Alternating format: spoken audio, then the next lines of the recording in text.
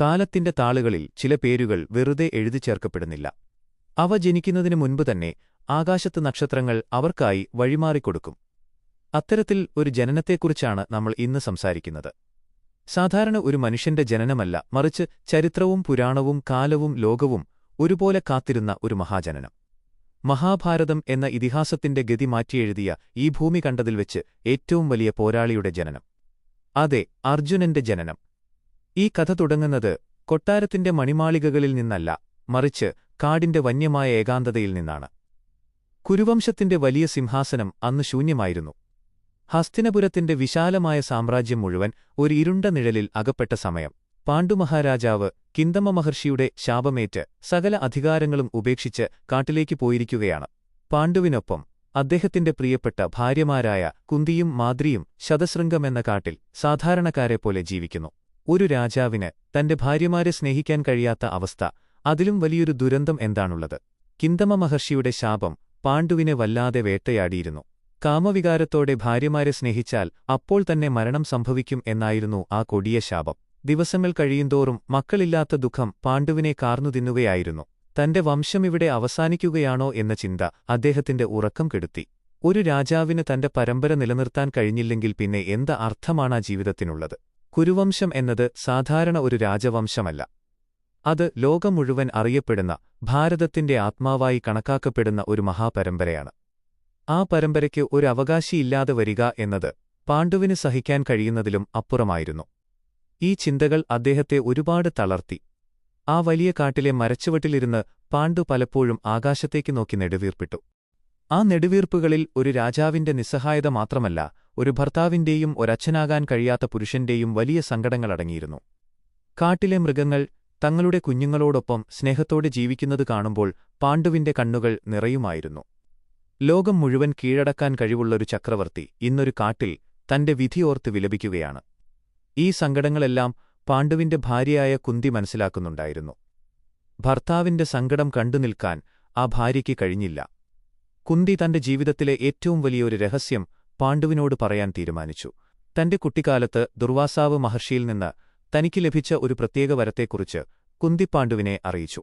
കോപത്തിനു പേരുകേട്ട ദുർവാസാവ് മഹർഷിയെ തന്റെ കുട്ടിക്കാലത്ത് അതിഥിയായി വന്നപ്പോൾ വളരെ ക്ഷമയോടെ പരിചരിച്ചതിന്റെ ഫലമായാണ് കുന്തിക്ക് ആ വരം ലഭിച്ചത്. ദുർവാസാവ് നൽകിയൊരു പ്രത്യേക മന്ത്രം തന്റെ കൈവശമുണ്ടെന്നും അത് ജപിച്ചാൽ ഏതു ദേവനെയും വിളിച്ചുവരുത്താനും അവരിൽ നിന്ന് പുത്രന്മാരെ സ്വീകരിക്കാനും കഴിയുമെന്നും കുന്തി പറഞ്ഞു. ഈ വാർത്ത പാണ്ഡുവിന് നൽകിയ ആശ്വാസം ചെറുതായിരുന്നില്ല. ഇരുട്ടിൽ തപ്പിത്തടഞ്ഞവന് ഒരു വലിയ വെളിച്ചം കിട്ടിയതുപോലെയായിരുന്നു അത്. പാണ്ഡുവിന്റെ നിർദ്ദേശപ്രകാരം കുന്തി ആദ്യം ധർമ്മദേവനെ വിളിച്ച് യുധിഷ്ഠിരനും പിന്നീട് വായുദേവനെ വിളിച്ച് ഭീമനും ജന്മം നൽകി. 2 ആൺമക്കൾ ജനിച്ചതോടെ പാണ്ഡുവിന്റെ മനസ്സിന് അല്പം ശാന്തി ലഭിച്ചു. എങ്കിലും അദ്ദേഹത്തിന്റെ ഉള്ള് പൂർണ്ണമായും തൃപ്തമായിരുന്നില്ല. വരാനിരിക്കുന്ന കാലം വലിയ പ്രതിസന്ധികളുടേതും യുദ്ധങ്ങളുടേതുമാണെന്ന് ആ ദീർഘദർശിക്ക് തോന്നിയിരിക്കണം. കുരുവംശത്തെ സംരക്ഷിക്കാൻ ധർമ്മവും കരുത്തും മാത്രം പോരാ എന്ന് അദ്ദേഹം മനസ്സിലാക്കി. യുധിഷ്ഠിരൻ ധർമ്മത്തിന്റെ പ്രതീകമാണ്. ഭീമൻ അപാരമായ ബാഹുബലത്തിന്റെ പ്രതീകമാണ്. എന്നാൽ ശത്രുക്കളെ നേരിടാൻ ഇതുമാത്രം മതിയോ എന്ന ചോദ്യം പാണ്ഡുവിന്റെ ഉള്ളിൽ ഉയർന്നു. വരാനിരിക്കുന്ന കാലം ആയുധങ്ങളുടെ കാലമാണ്. ബുദ്ധിയും ധീരതയും അസാമാന്യമായ ഏകാഗ്രതയും ഒത്തിണങ്ങിയ ഒരു പോരാളി കുരുവംശത്തിനാവശ്യമാണ്. ആരെയും തോൽപ്പിക്കുന്ന സകല അസ്ത്രവിദ്യകളും വശമുള്ള ലോകം കണ്ടതിൽ വെച്ച് ഏറ്റവും മികച്ച ഒരു വില്ലാളി തന്റെ മകനായി ജനിക്കണം എന്ന് പാണ്ഡു ആഗ്രഹിച്ചു. ഭൂമിയിലെ രാജാക്കന്മാരെ മാത്രമല്ല, ദേവന്മാരെപ്പോലും വിറപ്പിക്കാൻ കഴിയുന്ന ഒരു മഹാവിസ്മയം. അതിനായി സ്വർഗാധിപനായ സാക്ഷാൽ ഇന്ദ്രനെത്തന്നെ പ്രീതിപ്പെടുത്താൻ പാണ്ഡു തീരുമാനിച്ചു. ഇന്ദ്രന്റെ ശക്തിയും തേജസ്സും ധീരതയും നേതൃപാഠവവും ഉള്ളൊരു മകൻ, അതാണ് പാണ്ഡു ലക്ഷ്യമാക്കിയത്. ഒരു സാധാരണ പ്രാർത്ഥന കൊണ്ട് ദേവേന്ദ്രനെ പ്രീതിപ്പെടുത്താൻ കഴിയില്ല എന്ന് പാണ്ഡുവിന് അറിയാമായിരുന്നു. അതിനായി പാണ്ഡുവും കുന്തിയും ഒരുപാട് കാലം കഠിനമായ വ്രതങ്ങൾ അനുഷ്ഠിക്കാൻ തുടങ്ങി. ശതശൃംഗ പർവ്വതത്തിന്റെ മുകളിൽ അവർ വലിയ തപസ്സിൽ മുഴുകി. കാടിന്റെ കഠിനമായ തണുപ്പും കൊടും ചൂടും അവർ വകവെച്ചില്ല. വായു മാത്രം ഭക്ഷിച്ച് അവർ തപസ് തുടർന്നു. തങ്ങളുടെ കുരുവംശത്തിന്റെ ഭാവിക്കായി ഒരു മഹാവീരനെ സൃഷ്ടിച്ചെടുക്കാൻ അവർ പ്രകൃതിയോട് പൊരുതി. അവരുടെ പ്രാർത്ഥനയുടെ ശക്തി ആ കാടിനെ മുഴുവൻ പ്രകമ്പനം കൊള്ളിച്ചു. കാട്ടിലെ തണുത്ത കാറ്റുകൾ പോലും അവരുടെ പ്രാർത്ഥനയുടെ ചൂടിൽ ഉരുകിമാറി. ഒടുവിൽ ദേവേന്ദ്രൻ അവരുടെ നിശ്ചയദാർഢ്യത്തിലും തപസ്സിലും സന്തുഷ്ടനായി. ആ വലിയ നിമിഷം വന്നെത്തി. കുന്തി ഇന്ദ്രനെ മനസ്സിൽ അതിയായി ധ്യാനിച്ച് ആ പുണ്യമന്ത്രം ജപിച്ചു. പ്രകൃതി ഒന്നാകെ നിശ്ചലമായ ഒരു നിമിഷമായിരുന്നു അത്. കാറ്റുകൾ ശാന്തമായി. കാട്ടരുവികളുടെ ഒഴുക്ക് നിശ്ചലമായതുപോലെ തോന്നി. വൃക്ഷങ്ങൾ ഇലയനക്കാതെ നിന്നു. ആകാശത്ത് അസാധാരണമായ ഒരു വെളിച്ചം പടർന്നു. മേഘങ്ങളില്ലാതെ തന്നെ ആകാശത്ത് നേരിയ ഇടിമുഴക്കങ്ങളുണ്ടായി. കാട്ടിലെ മൃഗങ്ങൾ പോലും വരാനിരിക്കുന്ന ആ വലിയ നിമിഷത്തിനായി തങ്ങളുടെ ശബ്ദങ്ങൾ അടക്കിവെച്ചു. ഒരു ദിവ്യമായ പ്രകാശം സ്വർഗ്ഗത്തിൽ നിന്ന് ഭൂമിയിലേക്ക് വരുന്നതുപോലെ കുന്തിക്ക് അനുഭവപ്പെട്ടു. സാക്ഷാൽ ദേവേന്ദ്രൻ സ്വർണ്ണകിരീടവും തിളങ്ങുന്ന ആയുധങ്ങളുമായി വജ്രായുധമേന്തി കുന്തിയുടെ മുന്നിൽ പ്രത്യക്ഷപ്പെട്ടു. ദേവേന്ദ്രന്റെ പ്രഭയിൽ ആ കാട് മുഴുവൻ പകൽ പോലെ തിളങ്ങി. തന്റെ ശക്തിയുടെയും പ്രതാപത്തിന്റെയും പൂർണ്ണമായ അംശം നൽകി ദേവേന്ദ്രൻ കുന്തിയെ അനുഗ്രഹിച്ചു. അങ്ങനെ ഫാൽഗുനമാസത്തിലെ ഉത്തരഫാൽഗുനി നക്ഷത്രത്തിൽ ലോകം കണ്ടതിൽ വെച്ച് ഏറ്റവും വലിയ വില്ലാളി വീരന് കുന്തി ജന്മം നൽകി. ആ കുഞ്ഞ് ജനിച്ചപ്പോൾ പ്രകൃതിയിൽ അവിശ്വസനീയമായ പല മാറ്റങ്ങളുമുണ്ടായി. ആകാശം ദേവന്മാരെക്കൊണ്ട് നിറഞ്ഞു. അവർ സ്വർഗ്ഗത്തിൽ നിന്ന് ഭൂമിയിലേക്ക് ദിവ്യമായ സുഗന്ധമുള്ള പൂക്കൾ വർഷിച്ചു. ഗന്ധർവന്മാർ മനോഹരമായ ഗാനങ്ങൾ ആലപിച്ചു. അപ്സരസ്സുകൾ നൃത്തം ചെയ്തു. ഭൂമിയിലെ സകല ചരാചരങ്ങളും ആ ജനനത്തിൽ സന്തോഷിച്ചു. അപ്പോൾ ആകാശത്തുനിന്ന് അതിയായ ഗാംഭീര്യമുള്ള ഒരശരീരി മുഴങ്ങിക്കേട്ടു. ആ ശബ്ദം കാട് മുഴുവൻ പ്രതിധ്വനിച്ചു. ഹേ കുന്തി, ഈ ജനിച്ച കുട്ടി സാധാരണക്കാരനല്ല, ഇവൻ ലോകത്തിലെ സകല രാജാക്കന്മാരെയും തോൽപ്പിക്കും. ഇതിഹാസങ്ങളിലെ വലിയ പോരാളികൾക്ക് തുല്യമായ പ്രതാപം ഇവനുണ്ടാകും. ഇവൻ പരമശിവനെപ്പോലും യുദ്ധത്തിൽ പ്രീതിപ്പെടുത്തും. ഖാണ്ഡവവനം ദഹിപ്പിച്ച് അഗ്നിദേവനെ സഹായിക്കും. ഇവനെ തോൽപ്പിക്കാൻ ഈ 3 ലോകത്തും ആർക്കും കഴിയില്ല. ഇവൻ സാക്ഷാൽ മഹാവിഷ്ണുവിന്റെ അവതാരമായ നാരായണന്റെ, അതായത് കൃഷ്ണന്റെ ഏറ്റവും അടുത്ത സുഹൃത്താകും. ഇവന്റെ അസ്ത്രങ്ങൾ ലോകം മുഴുവൻ കീർത്തി നേടും. ആ വാക്കുകൾ വെറുമൊരു പ്രവചനമായിരുന്നില്ല, മറിച്ചു വരാനിരിക്കുന്ന ഒരു വലിയ കാലഘട്ടത്തിന്റെ വിളംബരമായിരുന്നു. കുരുവംശത്തിന്റെ തലവര മാറ്റിയെഴുതുന്നതായിരുന്നു ആ അശരീരി. ആ കാട്ടിലെ ചെറിയ കുടിലിൽ കുന്തിയുടെ കൈകളിൽ കിടന്ന് ആ കുഞ്ഞ് ആദ്യമായി കരഞ്ഞപ്പോൾ ആ കരച്ചിൽ കേട്ട് ലോകം മുഴുവൻ ഒരൽപ്പനേരം നിശബ്ദമായി. പാണ്ഡു ഓടിവന്ന് ആ കുഞ്ഞിനെ തന്റെ കൈയിലെടുത്തു. ആ മുഖത്തെ ദിവ്യമായ പ്രകാശം കണ്ട് അദ്ദേഹം അത്ഭുതപ്പെട്ടു. സ്വർണ്ണ നിറമുള്ള ആ കുഞ്ഞിന് അദ്ദേഹം അർജുനൻ എന്നു പേരിട്ടു. അർജുനൻ എന്നാൽ വെളുത്തത് അല്ലെങ്കിൽ കളങ്കമില്ലാത്തത് എന്നാണ് അർത്ഥം. അതുപോലെ പ്രഭാതത്തിലെ സൂര്യന്റെ നിറം എന്നും അതിന് അർത്ഥമുണ്ട്. അവൻ ജനിച്ചത് വലിയ കൊട്ടാരത്തിലെ പട്ടുതലയണയിലായിരുന്നില്ല, മറിച്ച് കാട്ടിലെ കരിയിലകൾക്കും കാട്ടുപൂക്കൾക്കുമിടയിലാണ്. എങ്കിലും അവൻ വളർന്നത് ലോകം മുഴുവൻ കീഴടക്കാനാണ്. പാണ്ഡുവിന്റെ കണ്ണുകൾ സന്തോഷം കൊണ്ട് നിറഞ്ഞു. ആ നിമിഷത്തിൽ തന്റെ ശാപത്തെക്കുറിച്ചോ കാട്ടുജീവിതത്തെക്കുറിച്ചോ അദ്ദേഹം ചിന്തിച്ചില്ല. തന്റെ മകൻ ലോകം ഭരിക്കുന്നത് അദ്ദേഹം സ്വപ്നം കണ്ടു. ഒരുപക്ഷെ ആ ജനനമില്ലായിരുന്നെങ്കിൽ മഹാഭാരതം എന്ന ഇതിഹാസം തന്നെ ഉണ്ടാകുമായിരുന്നില്ല. കുരുക്ഷേത്ര യുദ്ധത്തിൽ ധർമ്മം ജയിക്കില്ലായിരുന്നു. കുന്തിയുടെ നെഞ്ചോട് ചേർന്ന് കിടന്നുറങ്ങുന്ന ആ ചെറിയ കുഞ്ഞിന് അപ്പോൾ അറിയില്ലായിരുന്നു തന്റെ ഭാവി എത്രത്തോളം സങ്കീർണമാണെന്ന്. ആ ചെറിയ കൈകൾ ഒരുനാൾ ഗാണ്ഡീവം എന്ന ലോകത്തിലെ ഏറ്റവും വലിയ വില്ല് പിടിക്കുമെന്നും കുരുക്ഷേത്ര എന്ന വലിയ യുദ്ധഭൂമിയിൽ സ്വന്തം ഗുരുക്കന്മാർക്കും പിതാമഹന്മാർക്കും ബന്ധുക്കൾക്കും നേരെ അസ്ത്രങ്ങൾ തൊടുക്കേണ്ടിവരുമെന്നും അന്ന് ആരും ചിന്തിച്ചിരുന്നില്ല. കാടിന്റെ നിശബ്ദതയിൽ ആ കുഞ്ഞ് ശാന്തമായി ഉറങ്ങി. എന്നാൽ കാലം അവനുവേണ്ടി വലിയൊരു കൊടുങ്കാറ്റ് ഒരുക്കിവെച്ചിട്ടുണ്ടായിരുന്നു. ആ കൊടുങ്കാറ്റിന്റെ പേരായിരുന്നു മഹാഭാരതം. വിധിയുടെ വലിയ കളികൾ ആ നിമിഷം അവിടെ തുടങ്ങുകയായിരുന്നു. ആ ജനനം ഒരു യുഗത്തിന്റെ തുടക്കമായിരുന്നു. ധർമ്മവും അധർമ്മവും തമ്മിലുള്ള വലിയ പോരാട്ടത്തിന് പ്രകൃതി തന്നെ ഒരുക്കിയ ഒരായുധമായിരുന്നു അവൻ. അവന്റെ ഓരോ ശ്വാസവും ഓരോ ചുവടുവെപ്പും വരാനിരിക്കുന്ന വലിയ യുദ്ധത്തിലേക്കുള്ള തയ്യാറെടുപ്പുകളായിരുന്നു. ഒരു മനുഷ്യൻ എത്രത്തോളം ഉയരങ്ങളിലെത്താം എന്നും അതേസമയം വിധിയുടെ മുന്നിൽ അവൻ എത്രത്തോളം നിസ്സഹായനാകാം എന്നും ഈ ജനനം നമ്മെ ഓർമ്മിപ്പിക്കുന്നു. സ്വർഗ്ഗവും ഭൂമിയും ഒരുപോലെ സാക്ഷ്യം വഹിച്ച ആ ജനനം ഇന്നും കാലത്തിന്റെ താളുകളിൽ മായാതെ കിടക്കുന്നു. ആ കാട്ടിൽ അന്ന് ജനിച്ച വീരൻ ഇന്നും ഓരോ മനുഷ്യന്റെയും ഉള്ളിലെ പോരാളിക്ക് ഒരു സമാനതകളില്ലാത്ത ഓർമ്മയായി നിലനിൽക്കുന്നു. ആ പേര് കേൾക്കുമ്പോൾ തന്നെ ഒരു പ്രത്യേക ഊർജം നമ്മളിൽ നിറയുന്നു. ലോകം അവസാനിക്കുന്നതുവരെയും അർജുനൻ എന്ന ഈ പേരും ഈ ദിവ്യമായ ജനനവും മനുഷ്യർ അത്ഭുതത്തോടെയും ആദരവോടെയും ഓർമ്മിച്ചുകൊണ്ടേയിരിക്കും. കുന്തിയുടെ നെഞ്ചോട് ചേർന്ന് കാടിന്റെ നിശബ്ദതയിലുറങ്ങിയ ആ കുഞ്ഞ് വളരെ വേഗത്തിൽ വളരുകയായിരുന്നു. ശതശൃംഗപർവ്വതത്തിലെ മരങ്ങൾക്കിടയിലൂടെ ഓടിക്കളിക്കുമ്പോഴും ആ കുട്ടിയുടെ കണ്ണുകളിൽ അസാധാരണമായ ഒരു തിളക്കമുണ്ടായിരുന്നു. ജ്യേഷ്ഠന്മാരായ യുധിഷ്ഠിരനും ഭീമനും മറ്റു കളികളിൽ ഏർപ്പെടുമ്പോൾ ചെറിയ അർജുനന്റെ ശ്രദ്ധ എപ്പോഴും കാട്ടിലെ മരച്ചില്ലകളിലും അതിലിരിക്കുന്ന കിളികളിലുമായിരുന്നു. മരച്ചില്ലകൾ ഒടിച്ച് ചെറിയ വില്ലുകളുണ്ടാക്കാനും കാട്ടുചെടികളുടെ വള്ളികളുപയോഗിച്ച് അതിൽ ഞാൻ കെട്ടാനും ആ ചെറിയ പ്രായത്തിൽ തന്നെ അവൻ പഠിച്ചിരുന്നു. ആരും പഠിപ്പിക്കാതെ തന്നെ അമ്പും വില്ലും അവന്റെ ജീവന്റെ ഭാഗമായി മാറുകയായിരുന്നു. എന്നാൽ ആ കാട്ടിലെ ശാന്തമായ ജീവിതം അധികകാലം നീണ്ടുനിന്നില്ല. വിധിയുടെ ക്രൂരമായ ഒരു വിനോദം പാണ്ഡുമഹാരാജാവിന്റെ മരണത്തിന്റെ രൂപത്തിൽ ആ കുടുംബത്തിലേക്ക് കടന്നുവന്നു. കാമവികാരത്തോടെ ഭാര്യയെ സ്നേഹിച്ചാൽ മരണം സംഭവിക്കും എന്ന കിന്തമ മഹർഷിയുടെ ശാപം അവിടെ സത്യമായി. പാണ്ഡുവിന്റെ ജീവൻ നഷ്ടപ്പെട്ടപ്പോൾ ആ കാട് മുഴുവൻ നിശ്ചലമായി. ഭർത്താവിന്റെ വേർപാടിൽ മനംനൊന്ത് രണ്ടാമത്തെ ഭാര്യയായ മാദ്രി പാണ്ഡുവിന്റെ ചിതയിൽ ചാടി ജീവനൊടുക്കി. കുന്തി എന്ന ആ അമ്മ പെട്ടെന്ന് തീർത്തും ഒറ്റപ്പെട്ടു. 5 ചെറിയ കുട്ടികളെയും കൊണ്ട് ആ വലിയ കാട്ടിൽ അനാഥയായി നിൽക്കുമ്പോൾ കുന്തിയുടെ നെഞ്ചു പൊട്ടുകയായിരുന്നു. യുധിഷ്ഠിരനും ഭീമനും അർജുനനും നകുലനും സഹദേവനും തങ്ങളുടെ അച്ഛന്റെ ചേതനയറ്റ ശരീരം കണ്ട് പൊട്ടിക്കരഞ്ഞു. അച്ഛനെന്ന വലിയ തണൽ നഷ്ടപ്പെട്ട അർജുനന്റെ ഉള്ളിൽ ഒരു വലിയ ശൂന്യത രൂപപ്പെട്ടു. പിന്നീട് ആ കാട്ടിലെ മഹർഷിമാരാണ് ആ 5 കുട്ടികളെയും കുന്തിയെയും ഹസ്തിനപുരത്തിന്റെ കൊട്ടാരത്തിലേക്ക് കൂട്ടിക്കൊണ്ടുവന്നത്. കാടിന്റെ ഇരുട്ടിൽ നിന്ന് കൊട്ടാരത്തിന്റെ വലിയ വെളിച്ചത്തിലേക്ക് നടന്നുകയറുമ്പോൾ ആ കുട്ടികളുടെ കണ്ണുകളിൽ അത്ഭുതവും ഭയവും ഒരുപോലെയുണ്ടായിരുന്നു. വലിയ തൂണുകളും സ്വർണ്ണത്തിൽ തീർത്ത അലങ്കാരങ്ങളും നിറഞ്ഞ ഹസ്തിനപുരം അവരുടെ സങ്കൽപ്പങ്ങൾക്കും അപ്പുറമായിരുന്നു. കാട്ടിലെ ലളിതമായ ജീവിതത്തിൽ നിന്ന് കൊട്ടാരത്തിലെ സങ്കീർണമായ ചുറ്റുപാടിലേക്കുള്ള മാറ്റം അർജുനനെ വല്ലാതെ ചിന്തിപ്പിച്ചു. അവിടെ അവർക്ക് നേരിടേണ്ടി വന്നത് 100 കൗരവന്മാരെയാണ്. ധൃതരാഷ്ട്രരുടെ മക്കളായ ദുര്യോധനനും ദുശാസനനും അടങ്ങുന്ന ആ വലിയ സംഘം ഈ കാട്ടിൽ നിന്ന് വന്ന പാണ്ഡവരോട് ആദ്യ ദിവസം മുതൽ തന്നെ ശത്രുതയോടെയാണ് പെരുമാറിയത്. ഭീമന്റെ അസാമാന്യമായ കരുത്ത് ദുര്യോധനനിൽ വലിയ അസൂയയുണ്ടാക്കി. കളിക്കളത്തിൽ ഭീമൻ കൗരവന്മാരെ എളുപ്പത്തിൽ തോൽപ്പിക്കുമ്പോൾ അർജുനൻ ഒരു വശത്തു മാറിനിന്ന് ഇതെല്ലാം വളരെ സൂക്ഷ്മമായി നിരീക്ഷിക്കുകയായിരുന്നു. അധികം സംസാരിക്കാത്ത എന്നാൽ ചുറ്റും നടക്കുന്നതെല്ലാം വളരെ കൃത്യമായി മനസ്സിലാക്കുന്ന ഒരു പ്രകൃതമായിരുന്നു അർജുനന്റേത്. അവരുടെ പ്രാഥമിക വിദ്യാഭ്യാസം കൃപാചാര്യരുടെ കീഴിലാണ് ആരംഭിച്ചത്. അവിടെ വെച്ചാണ് അർജുനന്റെ ഉള്ളിലെ യഥാർത്ഥ പോരാളി പുറത്തേക്ക് വരാൻ തുടങ്ങിയത്.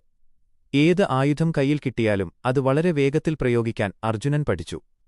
എന്നാൽ അവന്റെ മനസ്സ് എപ്പോഴും തേടിയിരുന്നത് വില്ലും അമ്പും തന്നെയായിരുന്നു. കൊട്ടാരത്തിലെ ആയുധപ്പുരയിൽ വെച്ചിരിക്കുന്ന വലിയ വില്ലുകൾ കാണുമ്പോൾ ആ ചെറിയ കുട്ടിയുടെ കണ്ണുകൾ വിടരും. അങ്ങനെയിരിക്കെയാണ് അവരുടെ ജീവിതം മാറ്റിമറിച്ച ആ സംഭവം നടക്കുന്നത്. ഒരു ദിവസം പാണ്ഡവരും കൗരവരും കൊട്ടാരത്തിനു പുറത്ത് പന്ത് കളിച്ചുകൊണ്ടിരിക്കുകയായിരുന്നു. പെട്ടെന്ന് പന്ത് ഒരു പൊട്ടക്കിണറ്റിലേക്ക് വീണു. എത്ര ശ്രമിച്ചിട്ടും ആർക്കും ആ പന്ത് പുറത്തെടുക്കാൻ കഴിഞ്ഞില്ല. കുട്ടികളെല്ലാവരും നിരാശരായി നിൽക്കുമ്പോഴാണ് അവിടേക്ക് മെലിഞ്ഞ ശരീരമുള്ള തേജസ്വിയായൊരു ബ്രാഹ്മണൻ നടന്നുവന്നത്. അദ്ദേഹം കിണറ്റിലേക്ക് നോക്കിയൊന്ന് പുഞ്ചിരിച്ചു. എന്നിട്ട് ചുറ്റും നിന്ന ചെറിയ പുൽക്കൊടികൾ പറിച്ച് മന്ത്രം ജപിച്ച് കിണറ്റിലേക്ക് എറിഞ്ഞു. ആദ്യത്തെ പുൽക്കൊടി പന്തിൽ തറച്ചുനിന്നു. രണ്ടാമത്തെ പുൽക്കൊടി ആദ്യത്തെ പുൽക്കൊടിയുടെ അറ്റത്ത് തറച്ചു. അങ്ങനെ പുൽക്കൊടികൾ കൊണ്ട് ഒരു ചങ്ങലയുണ്ടാക്കി അദ്ദേഹം ആ പന്ത് വളരെ എളുപ്പത്തിൽ പുറത്തെടുത്തു. ഈ അത്ഭുതവിദ്യ കണ്ട് കുട്ടികൾ എല്ലാവരും ഞെട്ടിപ്പോയി. അർജുനന്റെ കണ്ണുകൾ ആ ബ്രാഹ്മണനിൽ തന്നെ ഉറച്ചുനിന്നു. തന്റെ ഗുരുവിനെ അവൻ അവിടെ കണ്ടെത്തുകയായിരുന്നു. അത് സാക്ഷാൽ ദ്രോണാചാര്യരായിരുന്നു. ഭീഷ്മർ ദ്രോണാചാര്യരെ പാണ്ഡവർക്കും കൗരവർക്കും ആയുധവിദ്യ പഠിപ്പിക്കാനായി നിയമിച്ചു. അന്നുമുതൽ അർജുനന്റെ ജീവിതം പൂർണ്ണമായും മാറിമറിഞ്ഞു. ദ്രോണാചാര്യർക്ക് 105 ശിഷ്യന്മാർ ഉണ്ടായിരുന്നെങ്കിലും അദ്ദേഹത്തിന്റെ കണ്ണുകൾ എപ്പോഴും അർജുനനിലായിരുന്നു. കാരണം അർജുനന്റെ ഏകാഗ്രത മറ്റാർക്കും ഉണ്ടായിരുന്നില്ല. ഉറങ്ങുമ്പോഴും ഉണരുമ്പോഴും അർജുനന്റെ ചിന്ത അസ്ത്രങ്ങളെക്കുറിച്ച് മാത്രമായിരുന്നു. ഒരു ദിവസം രാത്രി പാണ്ഡവർ ഭക്ഷണം കഴിച്ചുകൊണ്ടിരിക്കുമ്പോൾ പെട്ടെന്ന് വലിയ കാറ്റടിച്ച് കൊട്ടാരത്തിലെ വിളക്കുകളെല്ലാം അണഞ്ഞുപോയി. കൂരിരുട്ടിലും ഭീമൻ കൃത്യമായി ഭക്ഷണം വായിലേക്ക് കൊണ്ടുപോകുന്നത് അർജുനൻ ശ്രദ്ധിച്ചു. കണ്ണ് കാണുന്നില്ലെങ്കിലും കൈകൾക്ക് വായ എവിടെയാണെന്ന് കൃത്യമായി അറിയാം എന്ന ഭീമന്റെ മറുപടി അർജുനന്റെ തലച്ചോറിൽ വലിയൊരു മിന്നലുണ്ടാക്കി. വെളിച്ചമില്ലെങ്കിലും പരിചയം കൊണ്ട് കൈകൾക്ക് ലക്ഷ്യം തെറ്റില്ല എന്ന സത്യം അവനവിടെ മനസ്സിലാക്കി. അന്ന് രാത്രി ദ്രോണാചാര്യർ ഉറങ്ങിക്കിടക്കുമ്പോൾ കൊട്ടാരത്തിന്റെ മുറ്റത്തുനിന്ന് തുടർച്ചയായി വില്ലിന്റെ ഞാൻ വലിക്കുന്ന ശബ്ദം കേട്ടു. അദ്ദേഹം പുറത്തേക്ക് വന്നു നോക്കുമ്പോൾ കണ്ട കാഴ്ച അദ്ദേഹത്തെ അത്ഭുതപ്പെടുത്തി. കൊടുമിരുട്ടിൽ ലക്ഷ്യത്തിലേക്ക് തുടർച്ചയായി അമ്പെയ്യുന്ന അർജുനനെയാണ് അദ്ദേഹം കണ്ടത്. ശബ്ദം മാത്രം കേട്ട് ലക്ഷ്യം ഭേദിക്കുന്ന ശബ്ദവേദി എന്ന വിദ്യ അവൻ സ്വയം പഠിക്കുകയായിരുന്നു. ദ്രോണാചാര്യർ ഓടിച്ചെന്ന് ആ കുട്ടിയെ കെട്ടിപ്പിടിച്ചു പൊട്ടിക്കരഞ്ഞുപോയി. ലോകത്തിലെ ഏറ്റവും വലിയ വില്ലാളിയായി നിന്നെ ഞാൻ മാറ്റും എന്ന് ദ്രോണാചാര്യർ അവന് വാക്കുകൊടുത്തത് ആ രാത്രിയിലാണ്. അർജുനന്റെ ഏകാഗ്രത പരീക്ഷിക്കാൻ ദ്രോണാചാര്യർ നടത്തിയ ആ വലിയ പരീക്ഷണം ചരിത്രത്തിൽ എക്കാലത്തും നിലനിൽക്കുന്ന ഒന്നാണ്. ഒരു വലിയ മരത്തിന്റെ മുകളിൽ മരം കൊണ്ടുണ്ടാക്കിയ ഒരു പക്ഷിയെ വെച്ചിട്ട് അതിന്റെ കണ്ണ് ലക്ഷ്യമാക്കാൻ അദ്ദേഹം ശിഷ്യന്മാരോടാവശ്യപ്പെട്ടു. ഓരോരുത്തരായി വന്നു നിൽക്കുമ്പോൾ ദ്രോണാചാര്യർ അവരോട് ചോദിച്ചു, നിങ്ങൾക്കെന്താണ് കാണാൻ കഴിയുന്നത് എന്ന്. യുധിഷ്ഠിരൻ പറഞ്ഞു, എനിക്ക് മരവും ഇലകളും പക്ഷിയെയും കാണാം എന്ന്. ദുര്യോധനനും മറ്റുള്ളവരും ഇതുതന്നെ ആവർത്തിച്ചു. എല്ലാവരെയും ദ്രോണാചാര്യർ നിരാശയോടെ മാറ്റിനിർത്തി. അവസാനം അർജുനന്റെ ഊഴം വന്നു. വില്ലിൽ അമ്പു തൊടുത്ത് ലക്ഷ്യത്തിലേക്ക് നോക്കി നിൽക്കുന്ന അർജുനനോട് ദ്രോണാചാര്യർ ചോദിച്ചു, അർജുന, നിനക്കെന്താണ് കാണാൻ കഴിയുന്നത് എന്ന്. അർജുനന്റെ മറുപടി വളരെ വ്യക്തമായിരുന്നു, എനിക്ക് ആ പക്ഷിയുടെ കണ്ണു മാത്രമേ കാണാൻ കഴിയുന്നുള്ളൂ ഗുരുനാഥ. മരമോ ഇലകളോ ചുറ്റുമുള്ളവരോ എന്നെ കാണുന്നില്ല, ആ കണ്ണല്ലാതെ മറ്റൊന്നും ഈ ലോകത്തിപ്പോൾ എനിക്ക് മുന്നിലില്ല. ആ വാക്കുകൾ കേട്ട് ദ്രോണാചാര്യരുടെ മുഖത്ത് വലിയൊരു പുഞ്ചിരി വിടർന്നു. അമ്പ് എയ്യുക എന്ന അദ്ദേഹത്തിന്റെ നിർദ്ദേശം വന്നയുടനെ അർജുനന്റെ അമ്പ് ആ പക്ഷിയുടെ കണ്ണിൽ കൃത്യമായി തറച്ചു. അർജുനൻ എന്ന ഇതിഹാസം അവിടെ ജനിക്കുകയായിരുന്നു. മറ്റൊരു ദിവസം ദ്രോണാചാര്യർ നദിയിൽ കുളിച്ചുകൊണ്ടിരിക്കുമ്പോൾ ഒരു വലിയ മുതല അദ്ദേഹത്തിന്റെ കാലിൽ കടിച്ചുപിടിച്ചു. വേദന കൊണ്ട് പുളഞ്ഞ ഗുരുനാഥനെ കണ്ട് മറ്റ് ശിഷ്യന്മാർ എല്ലാവരും ഭയന്ന് വിറച്ചുനിന്നുപോയി. എന്നാൽ ഒരു നിമിഷം പോലും വൈകാതെ അർജുനൻ തന്റെ വില്ലെടുത്തു. ഒന്നിനു പുറകെ ഒന്നായി 5 അമ്പുകൾ ആ മുതലയുടെ നേർക്ക് പായിച്ചു. ഗുരുനാഥന്റെ ശരീരത്തിൽ ഒരു പോറൽ പോലും ഏൽപ്പിക്കാതെ ആ മുതലയുടെ വായ അർജുനൻ അമ്പുകൾ കൊണ്ട് തുന്നിക്കെട്ടി. ആ ധീരതയും അസ്ത്രപ്രയോഗത്തിലെ കൃത്യതയും കണ്ട് ദ്രോണാചാര്യർ അക്ഷരാർത്ഥത്തിൽ ഞെട്ടിപ്പോയി. തന്നെ രക്ഷിച്ച തന്റെ പ്രിയപ്പെട്ട ശിഷ്യന് ലോകത്തിലെ ഏറ്റവും വലിയ ആയുധങ്ങളിലൊന്നായ ബ്രഹ്മശിരസ് എന്ന ദിവ്യാസ്ത്രം ഉപയോഗിക്കുന്ന രീതി അദ്ദേഹം അവിടെ വെച്ച് ഉപദേശിച്ചുകൊടുത്തു. അർജുനൻ വെറുമൊരു രാജകുമാരൻ അല്ലാതായി മാറുകയായിരുന്നു. കൗരവന്മാരുടെ മനസ്സിൽ അർജുനനോടുള്ള ഭയം ഒരു വലിയ മരമായി വളർന്നു തുടങ്ങിയിരുന്നു. അർജുനന്റെ ഓരോ ചലനവും കൊട്ടാരത്തിൽ വലിയ സംസാരവിഷയമായി. ആയുധപ്പുരയിൽ നിന്ന് പുതിയ ആയുധങ്ങളെടുക്കാനും അത് പ്രയോഗിക്കാനും അവന് യാതൊരു മടിയുമുണ്ടായിരുന്നില്ല. മറ്റുള്ളവർ വിശ്രമിക്കുമ്പോഴും ഉറങ്ങുമ്പോഴും അർജുനന്റെ വില്ലിൽ നിന്ന് അമ്പുകൾ പായുന്ന ശബ്ദം ആ കൊട്ടാരത്തിൽ മുഴങ്ങിക്കേട്ടു. കാട്ടിൽ നിന്ന് വന്ന ഒരു ചെറിയ കുട്ടി സ്വന്തം പ്രയത്നം കൊണ്ടും ഏകാഗ്രത കൊണ്ടും ഹസ്തിനപുരത്തിന്റെ മാത്രമല്ല ആ ലോകത്തിന്റെ മുഴുവൻ ശ്രദ്ധാകേന്ദ്രമായി മാറുകയായിരുന്നു. അവൻ തൊടുക്കുന്ന ഓരോ അമ്പും വരാനിരിക്കുന്ന വലിയ കുരുക്ഷേത്ര യുദ്ധത്തിലേക്കുള്ള ഒരു തയ്യാറെടുപ്പായിരുന്നു. ആ ബാല്യകാലം ഒരു സാധാരണ കുട്ടിയുടേതായിരുന്നില്ല, മറിച്ച് ഒരു യുഗപുരുഷന്റെ രൂപീകരണമായിരുന്നു. കളിച്ചു വളരേണ്ട പ്രായത്തിൽ അർജുനൻ തന്റെ വിരലുകളിൽ വില്ലിന്റെ ഞാൺ ഉരഞ്ഞ് വലിയ തഴമ്പുകളുണ്ടാക്കി. ആ തഴമ്പുകൾ അവന്റെ ആത്മാർപ്പണത്തിന്റെ അടയാളങ്ങളായിരുന്നു. ഒരു അനാഥനെപ്പോലെ കൊട്ടാരത്തിലെത്തിയ അവൻ സ്വന്തം കഴിവുകൊണ്ട് ചരിത്രത്തിന്റെ താളുകളിൽ സ്വന്തം പേര് സ്വർണ്ണലിപികളിൽ എഴുതിച്ചേർക്കാനുള്ള യാത്ര അവിടെ തുടങ്ങുകയായിരുന്നു. ആ യാത്ര അവിടെ അവസാനിക്കുന്നില്ല, അത് ഒരു വലിയ കൊടുങ്കാറ്റായി മാറാൻ പോകുന്നതേ ഉണ്ടായിരുന്നുള്ളൂ. ആ കൊടുങ്കാറ്റ് വീശിയടിക്കാൻ പോകുന്ന വലിയ പടക്കളത്തിന് കാലം കാത്തുവെച്ച പേരായിരുന്നു കുരുക്ഷേത്രം. അവിടെ അവന് നേരിടേണ്ടി വരുന്നത് ചെറിയ മൃഗങ്ങളെയോ പക്ഷികളെയോ ആയിരുന്നില്ല, മറിച്ച് സ്വന്തം ഗുരുനാഥനെയും പിതാമഹനെയും ബന്ധുക്കളെയും തന്നെയായിരുന്നു. ആ വലിയ യുദ്ധത്തിന് അവനെ പ്രാപ്തനാക്കിയത് അവന് ബാല്യകാലത്തിൽ ലഭിച്ച ഈ വലിയ പരിശീലനവും അവന്റെ മനസ്സിലെ അചഞ്ചലമായ ഏകാഗ്രതയുമാണ്. അവനെ തോൽപ്പിക്കാൻ ഒരു ശക്തിക്കും കഴിയില്ല എന്ന് ലോകം തിരിച്ചറിയാൻ തുടങ്ങുന്ന ദിവസങ്ങളായിരുന്നു അത്. അർജുനന്റെ കുട്ടിക്കാലം വെറുമൊരു കഥയല്ല, അത് ലോകത്തുള്ള ഏതൊരു മനുഷ്യനും ലക്ഷ്യത്തിലേക്കെങ്ങനെ നടക്കണം എന്ന് കാണിച്ചു തരുന്ന വലിയൊരു പാഠമാണ്. തന്റെ ലക്ഷ്യത്തിൽ മാത്രം കണ്ണുറപ്പിച്ച് ചുറ്റുമുള്ള യാതൊരു പ്രലോഭനങ്ങൾക്കും വഴങ്ങാതെ മുന്നോട്ടുപോയ ആ ചെറിയ കുട്ടിയുടെ വലിയ മനസ്സ് അവിടെ രൂപപ്പെടുകയായിരുന്നു. ആ മനസ്സാണ് പിന്നീട് ലോകം കണ്ട ഏറ്റവും വലിയ പോരാളിയായി അവനെ മാറ്റിയത്. ആ പോരാളിയുടെ വളർച്ച അവിടെ അവസാനിക്കുന്നില്ല, അത് കാലങ്ങളെയും യുഗങ്ങളെയും കടന്ന് ഇന്നും നമ്മെ അത്ഭുതപ്പെടുത്തിക്കൊണ്ട് മുന്നോട്ടു പോവുകയാണ്.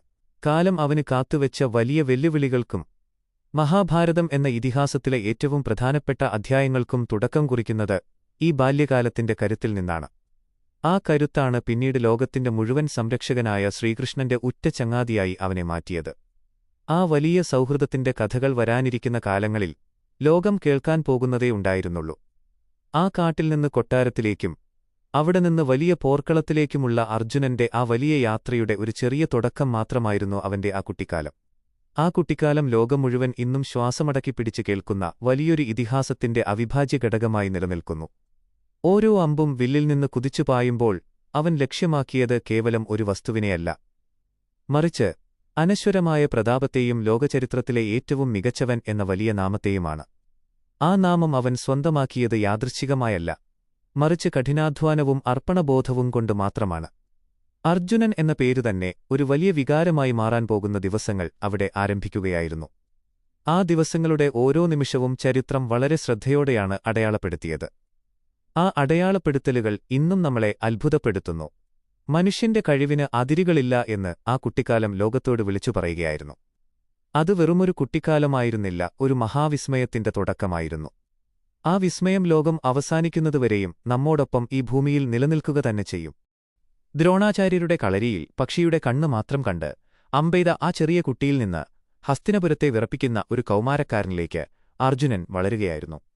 ശരീരത്തിൽ പുതിയ പേശികൾ ഉറയ്ക്കുകയും ചുമലുകൾ ഒരു വില്ലാളിയുടേതുപോലെ വിസ്തൃതമാവുകയും ചെയ്ത ആ കാലഘട്ടം പാണ്ഡവരുടെയും കൗരവരുടെയും ജീവിതത്തിലെ ഏറ്റവും നിർണായകമായ ഘട്ടമായിരുന്നു. വിദ്യാഭ്യാസം പൂർത്തിയായതോടെ തങ്ങളുടെ ആയോധന മികവ് ഹസ്തിനപുരത്തെ ജനങ്ങൾക്കും രാജസദസ്സിനും മുന്നിൽ പ്രദർശിപ്പിക്കാനുള്ള ഒരു വലിയ രംഗവേദി ഭീഷ്മരും ദ്രോണാചാര്യരും ചേർന്ന് ഒരുക്കി. നഗരത്തിനു പുറത്ത് വിശാലമായ ഒരു പടക്കളം നിർമ്മിച്ച് അതിനു ചുറ്റും ലക്ഷക്കണക്കിന് ജനങ്ങൾക്കിരിക്കാനുള്ള ഗാലറികൾ ഉയർന്നു. ധൃതരാഷ്ട്രരും ഗാന്ധാരിയും കുന്തിയും ഭീഷ്മരും വിതുരരുമടങ്ങുന്ന രാജകുടുംബം ഒന്നടങ്കം ആ വലിയ ആയോധന പ്രദർശനം കാണാൻ വന്നെത്തി. കൗരവരും പാണ്ഡവരും തങ്ങളുടെ പ്രിയപ്പെട്ട ആയുധങ്ങളുമായി ഓരോരുത്തരായി ആ വലിയ രംഗത്തേക്ക് കടന്നുവന്നു. യുധിഷ്ഠിരൻ തന്റെ ഈട്ടിപ്രയോഗം കൊണ്ടും നകുലനും സഹദേവനും തങ്ങളുടെ വാൾപ്പയറ്റുകൊണ്ടും ജനങ്ങളെ അത്ഭുതപ്പെടുത്തി. ഭീമനും ദുര്യോധനനും തമ്മിൽ നടന്ന ഗദായുദ്ധം വെറുമൊരു കളി എന്നതിലുപരിയായി രണ്ട് വലിയ ശത്രുക്കൾ തമ്മിലുള്ള ജീവൻമരണ പോരാട്ടമായി മാറി.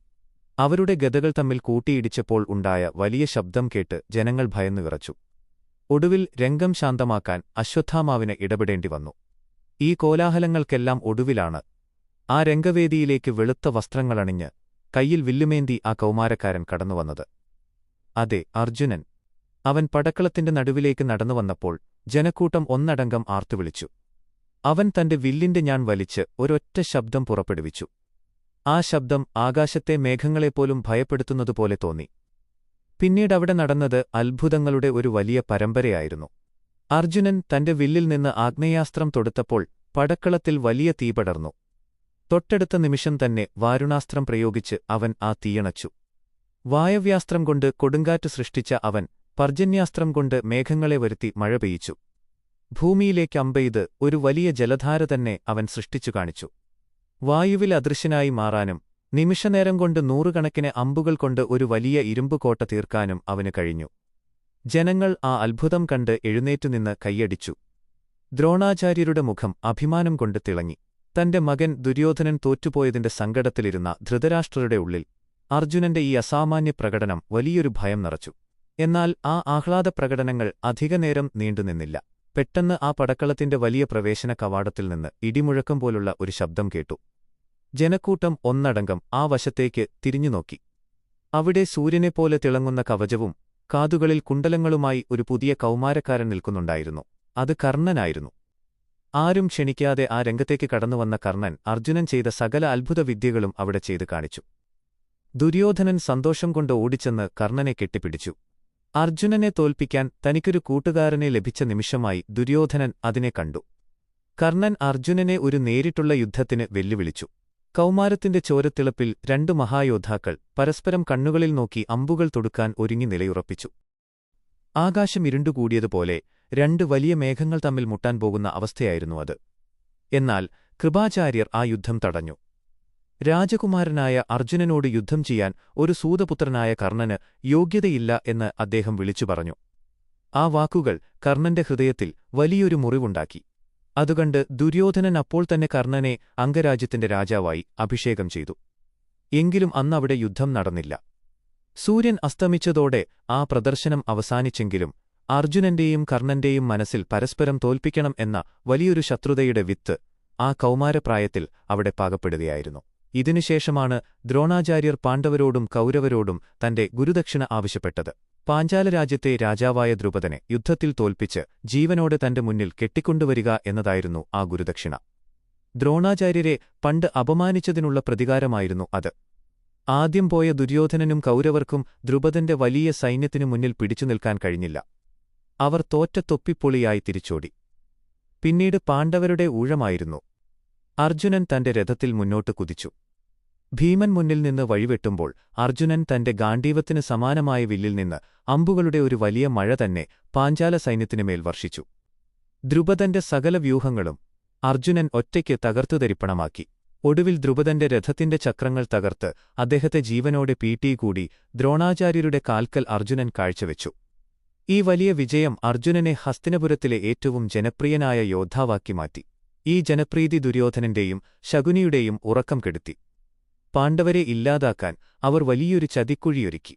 വാരണാവതം എന്ന സ്ഥലത്ത് ഒരു വലിയ പുരോഗമന ഉത്സവം നടക്കുന്നുണ്ടെന്നും അവിടെയുള്ള ശിവക്ഷേത്ര ദർശനത്തിനായി പാണ്ഡവരും കുന്തിയും പോകണമെന്നും ധൃതരാഷ്ട്രർ ആവശ്യപ്പെട്ടു. കൗരവർ അവിടെ പാണ്ഡവർക്കായി നിർമ്മിച്ച കൊട്ടാരം വെറും കൊട്ടാരമായിരുന്നില്ല, അത് അരക്കില്ലമായിരുന്നു. തീപിടിച്ചാൽ നിമിഷനേരം കൊണ്ട് ഉരുകിത്തീരുന്ന ചോർച്ചൂസ് ചെയ്തുണ്ടാക്കിയ വൻ ചതിയായിരുന്നു അത്. വിതുരരുടെ ദീർഘവീക്ഷണം കൊണ്ട് പാണ്ഡവർ ആ ചതി മുൻകൂട്ടി മനസ്സിലാക്കി. വിതുരർ അയച്ച ഒരു ഖനകൻ വഴിയായി ആ കൊട്ടാരത്തിനടിയിൽ നിന്ന് കാട്ടിലേക്കൊരു വലിയ തുരങ്കം അവർ രഹസ്യമായി നിർമ്മിച്ചു. ഒരു രാത്രി കൗരവരുടെ ചാരനായ പുരോചനൻ കൊട്ടാരത്തിന് തീവയ്ക്കാനൊരുങ്ങുന്നതിനു മുൻപുതന്നെ ഭീമൻ ആ കൊട്ടാരത്തിന് തീയിട്ടു. കുന്തിയെയും മറ്റ് സഹോദരന്മാരെയും ചുമലിലേറ്റി ഭീമൻ ആ വലിയ തുരങ്കത്തിലൂടെ കാട്ടിലേക്ക് രക്ഷപ്പെട്ടു. വാരണാവതത്തിലെ കൊട്ടാരം കത്തിച്ചാമ്പലായ വാർത്ത ഹസ്തിനപുരത്തെത്തിയപ്പോൾ പാണ്ഡവർ മരിച്ചു എന്നു കരുതി ദുര്യോധനനും ശകുനിയും ആഹ്ലാദനൃത്തം ചവിട്ടി. എന്നാൽ പാണ്ഡവർ ആ കഠിനമായ കാട്ടിലൂടെ അലയുകയായിരുന്നു. രാജകുമാരന്മാരായി ജീവിച്ച അവർ ബ്രാഹ്മണരുടെ വേഷം ധരിച്ച് കാട്ടുപൂക്കളും കായ്കനികളും ഭക്ഷിച്ച് ജീവിച്ചു. കൗമാരപ്രായത്തിൽ കൊട്ടാരത്തിലെ സകല സുഖസൗകര്യങ്ങളും നഷ്ടപ്പെട്ട് ഒരു നാടോടിയെപ്പോലെ ജീവിക്കേണ്ടി വന്നത് അർജുനന്റെ മനസ്സിനെ കൂടുതൽ ശക്തമാക്കി. കാട്ടിലെ യാത്രയ്ക്കിടയിലാണ് ഹിഡിംബൻ എന്ന രാക്ഷസനെ ഭീമൻ വധിക്കുന്നതും ഹിഡിംബിയെ വിവാഹം കഴിക്കുന്നതും.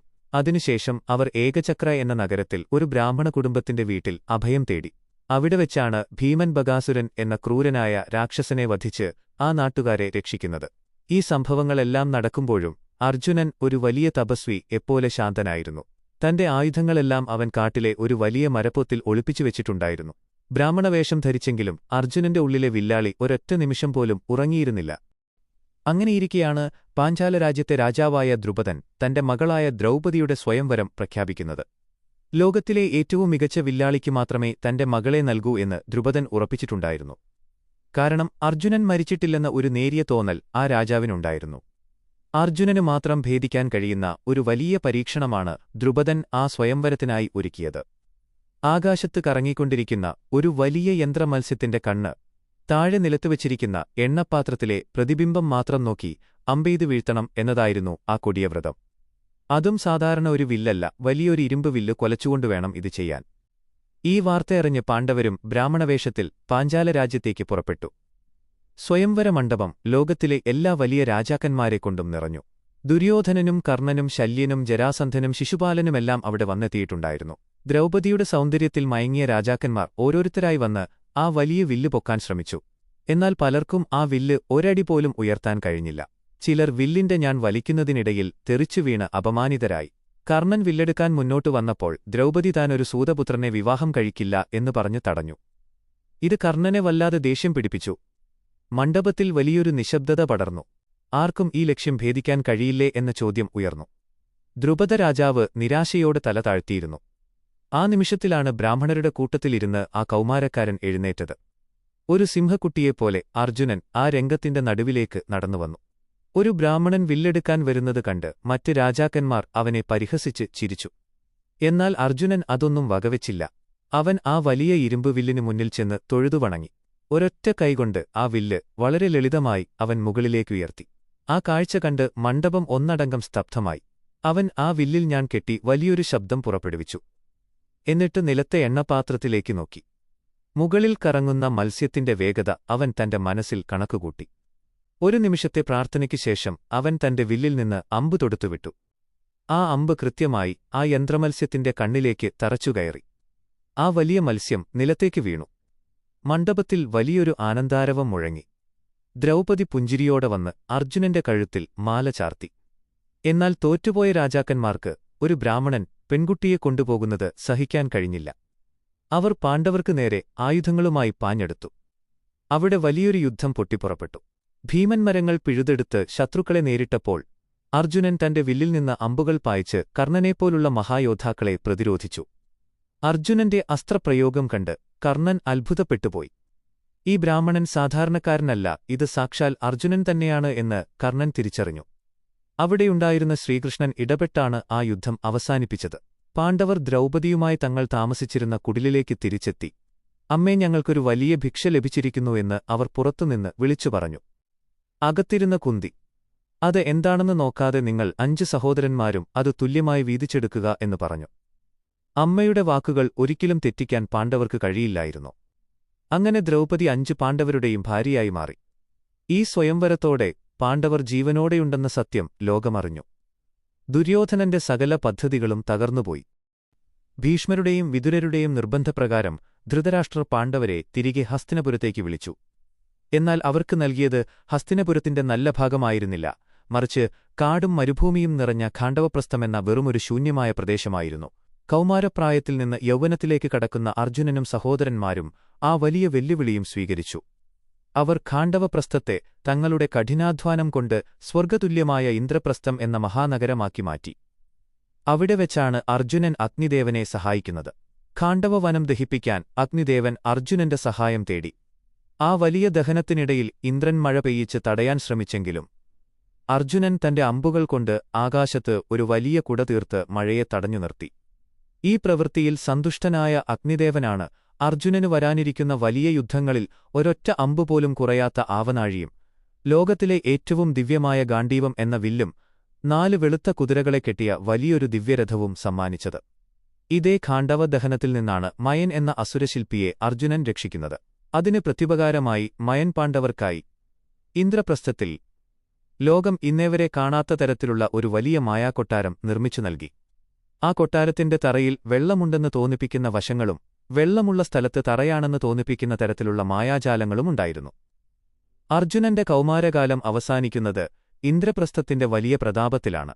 ഒരു സാധാരണ കാട്ടുവാസിയായി തുടങ്ങി ഹസ്തിനപുരത്തിന്റെ ചതിക്കുഴികളെ അതിജീവിച്ച് സ്വന്തം കഴിവുകൊണ്ടും ധീരതകൊണ്ടും ഒരു വലിയ സാമ്രാജ്യം തന്നെ കെട്ടിപ്പടുത്ത ഒരു മഹാവീരനായി അർജുനൻ മാറി.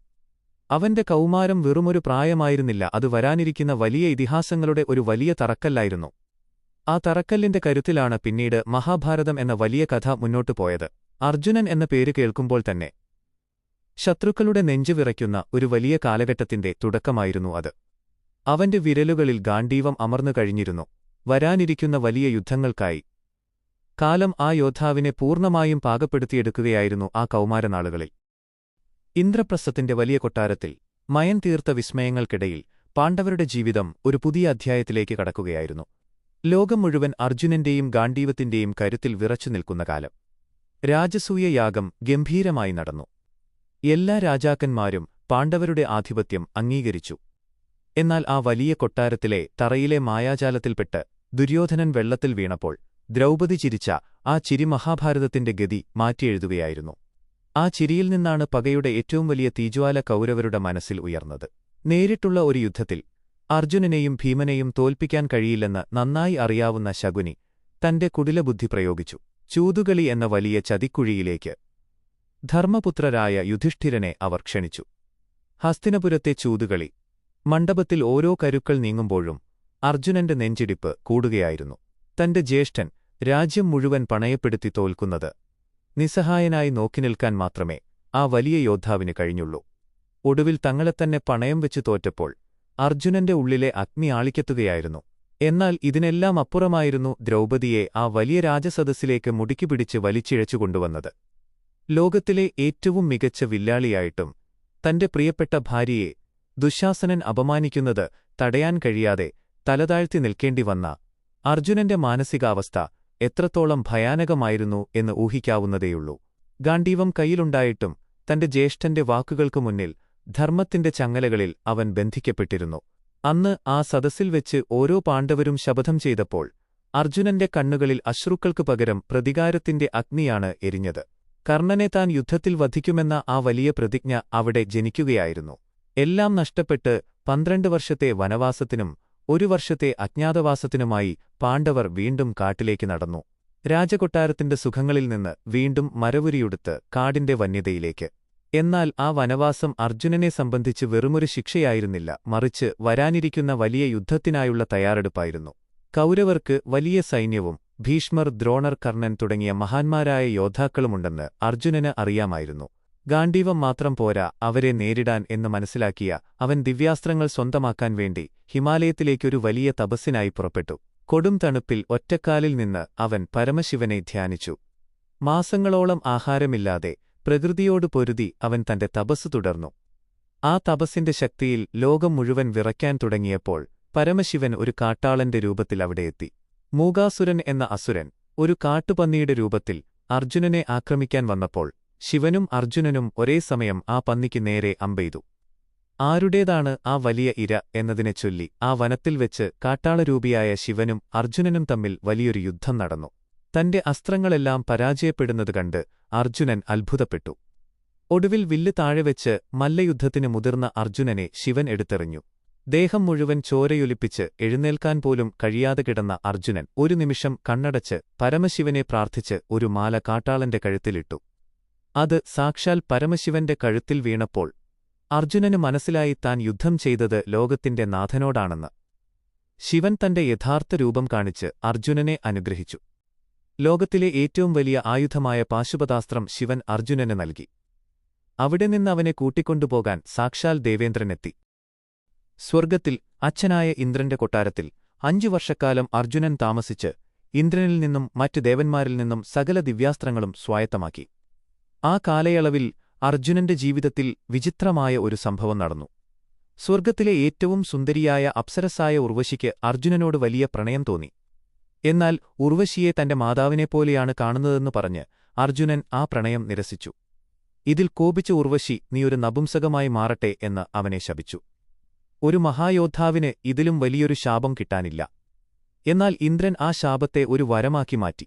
ജീവിതത്തിൽ ഒരിക്കൽ 1 വർഷക്കാലം മാത്രം ഈ ശാപം അനുഭവിക്കാൻ അർജുനന് കഴിയുമെന്നും അത് അജ്ഞാതവാസകാലത്ത് അവന് വലിയൊരു അനുഗ്രഹമാകുമെന്നും ഇന്ദ്രൻ പറഞ്ഞു. ദിവ്യാസ്ത്രങ്ങളുമായി അർജുനൻ കാട്ടിൽ സഹോദരന്മാരുടെ അടുത്തേക്ക് മടങ്ങിയെത്തി. 12 വർഷത്തെ കാട്ടുജീവിതം അവസാനിച്ച് 1 വർഷത്തെ അജ്ഞാതവാസം ആരംഭിക്കുകയായിരുന്നു. ആരും തിരിച്ചറിയാതെ 1 വർഷം ജീവിക്കണം. ആരെങ്കിലും കണ്ടുപിടിച്ചാൽ വീണ്ടും 12 വർഷം കാട്ടിൽ കഴിയണം. അവർ വിരാടരാജാവിന്റെ കൊട്ടാരത്തിലാണ് അഭയം തേടിയത്. ഉർവശിയുടെ ശാപം ഇവിടെ അർജുനന് തുണയായി. ഏറ്റവും വലിയ വില്ലാളിയായ അർജുനൻ വളകളും ചിലങ്കകളുമണിഞ്ഞ് മുടി പിന്നിക്കെട്ടി ബൃഹന്നള എന്ന പേരിൽ ഒരു നപുംസകമായി മാറി. വിരാടരാജാവിന്റെ മകളായ ഉത്തരയെ നൃത്തം പഠിപ്പിക്കുന്ന അധ്യാപികയായി ആ വലിയ യോദ്ധാവ് 1 വർഷം ആ കൊട്ടാരത്തിൽ ചിലവഴിച്ചു. ലോകം വിറയ്ക്കുന്ന ഗാണ്ഡീവം പിടിച്ച കൈകൾ താളത്തിനൊത്ത് നൃത്തം വയ്ക്കുന്നത് കാണുമ്പോൾ കാലം എത്രത്തോളം കരുത്തനാണെന്ന് നമുക്ക് മനസ്സിലാകും. തങ്ങളുടെ ആയുധങ്ങളെല്ലാം കൊട്ടാരത്തിനു പുറത്തുള്ള ഒരു വലിയ ശമിവൃക്ഷത്തിൽ ശവങ്ങൾ പൊതിയുന്ന തുണിയിൽ അവർ ഒളിച്ചുവെച്ചിരുന്നു. അജ്ഞാതവാസത്തിന്റെ അവസാന ദിവസങ്ങളിൽ പാണ്ഡവർ അവിടെയുണ്ടെന്ന് സംശയിച്ച കൗരവർ വിരാടരാജ്യത്തെ ആക്രമിച്ചു.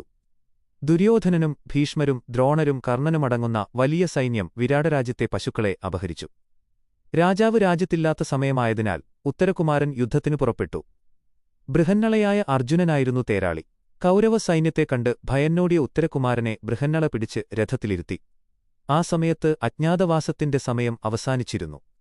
ശമീവൃക്ഷത്തിനു മുന്നിലെത്തിയ ബൃഹന്നള ആ മരത്തിൽ നിന്ന് തന്റെ പ്രിയപ്പെട്ട ഗാണ്ഡീവം താഴെയെടുത്തു. ആ വില്ലിൽ തൊട്ട നിമിഷം അർജുനന്റെ രൂപം പഴയപടിയായി മാറി. നപുംസകത്തിൽ നിന്ന് ലോകത്തിലെ ഏറ്റവും വലിയ വില്ലാളിയായി അവൻ വീണ്ടും അവതരിച്ചു. രഥത്തിന്റെ മുകളിൽ തന്റെ പ്രിയപ്പെട്ട കപിധ്വജം എന്ന കൊടി ഉയർത്തി അവൻ ശംഖുമുഴക്കി.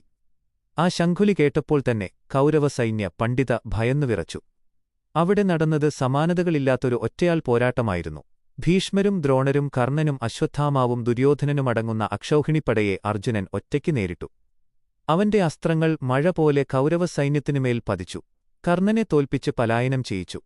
ദ്രോണരെയും കൃപരെയും അസ്ത്രങ്ങൾ കൊണ്ട് വണങ്ങി ഭീഷ്മരെ തടുത്തു നിർത്തി.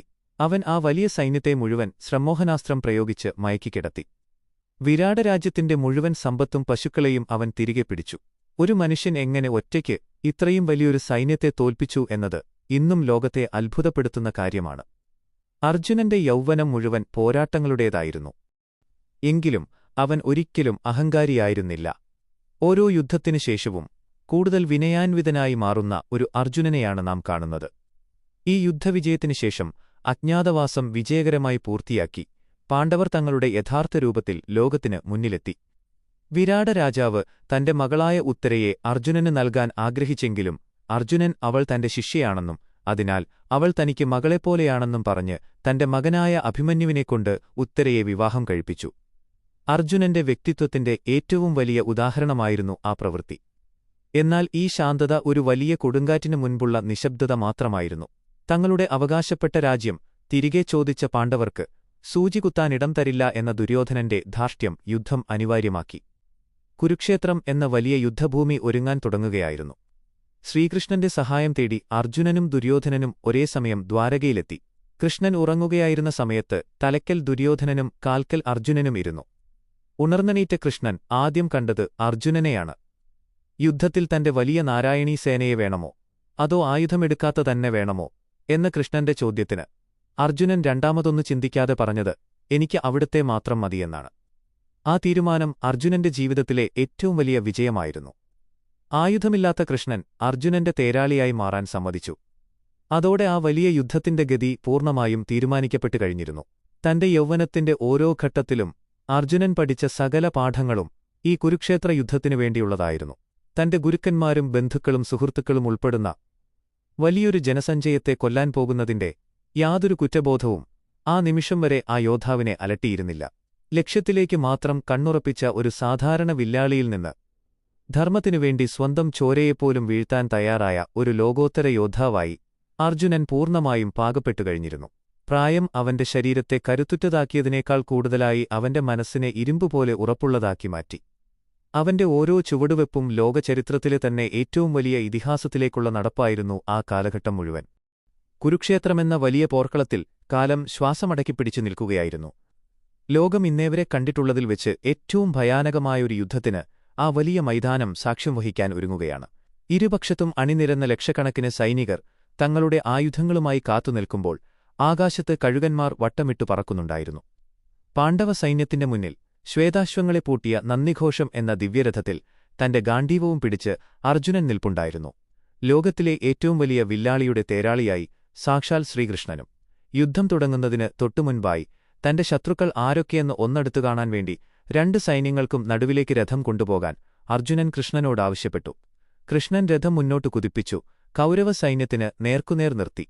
അവിടെ ആ വലിയ സൈന്യത്തിന്റെ മുന്നിൽ അണിനിരന്ന മുഖങ്ങൾ കണ്ടപ്പോൾ അർജുനന്റെ ഹൃദയമിടിപ്പു നിന്നുപോയി.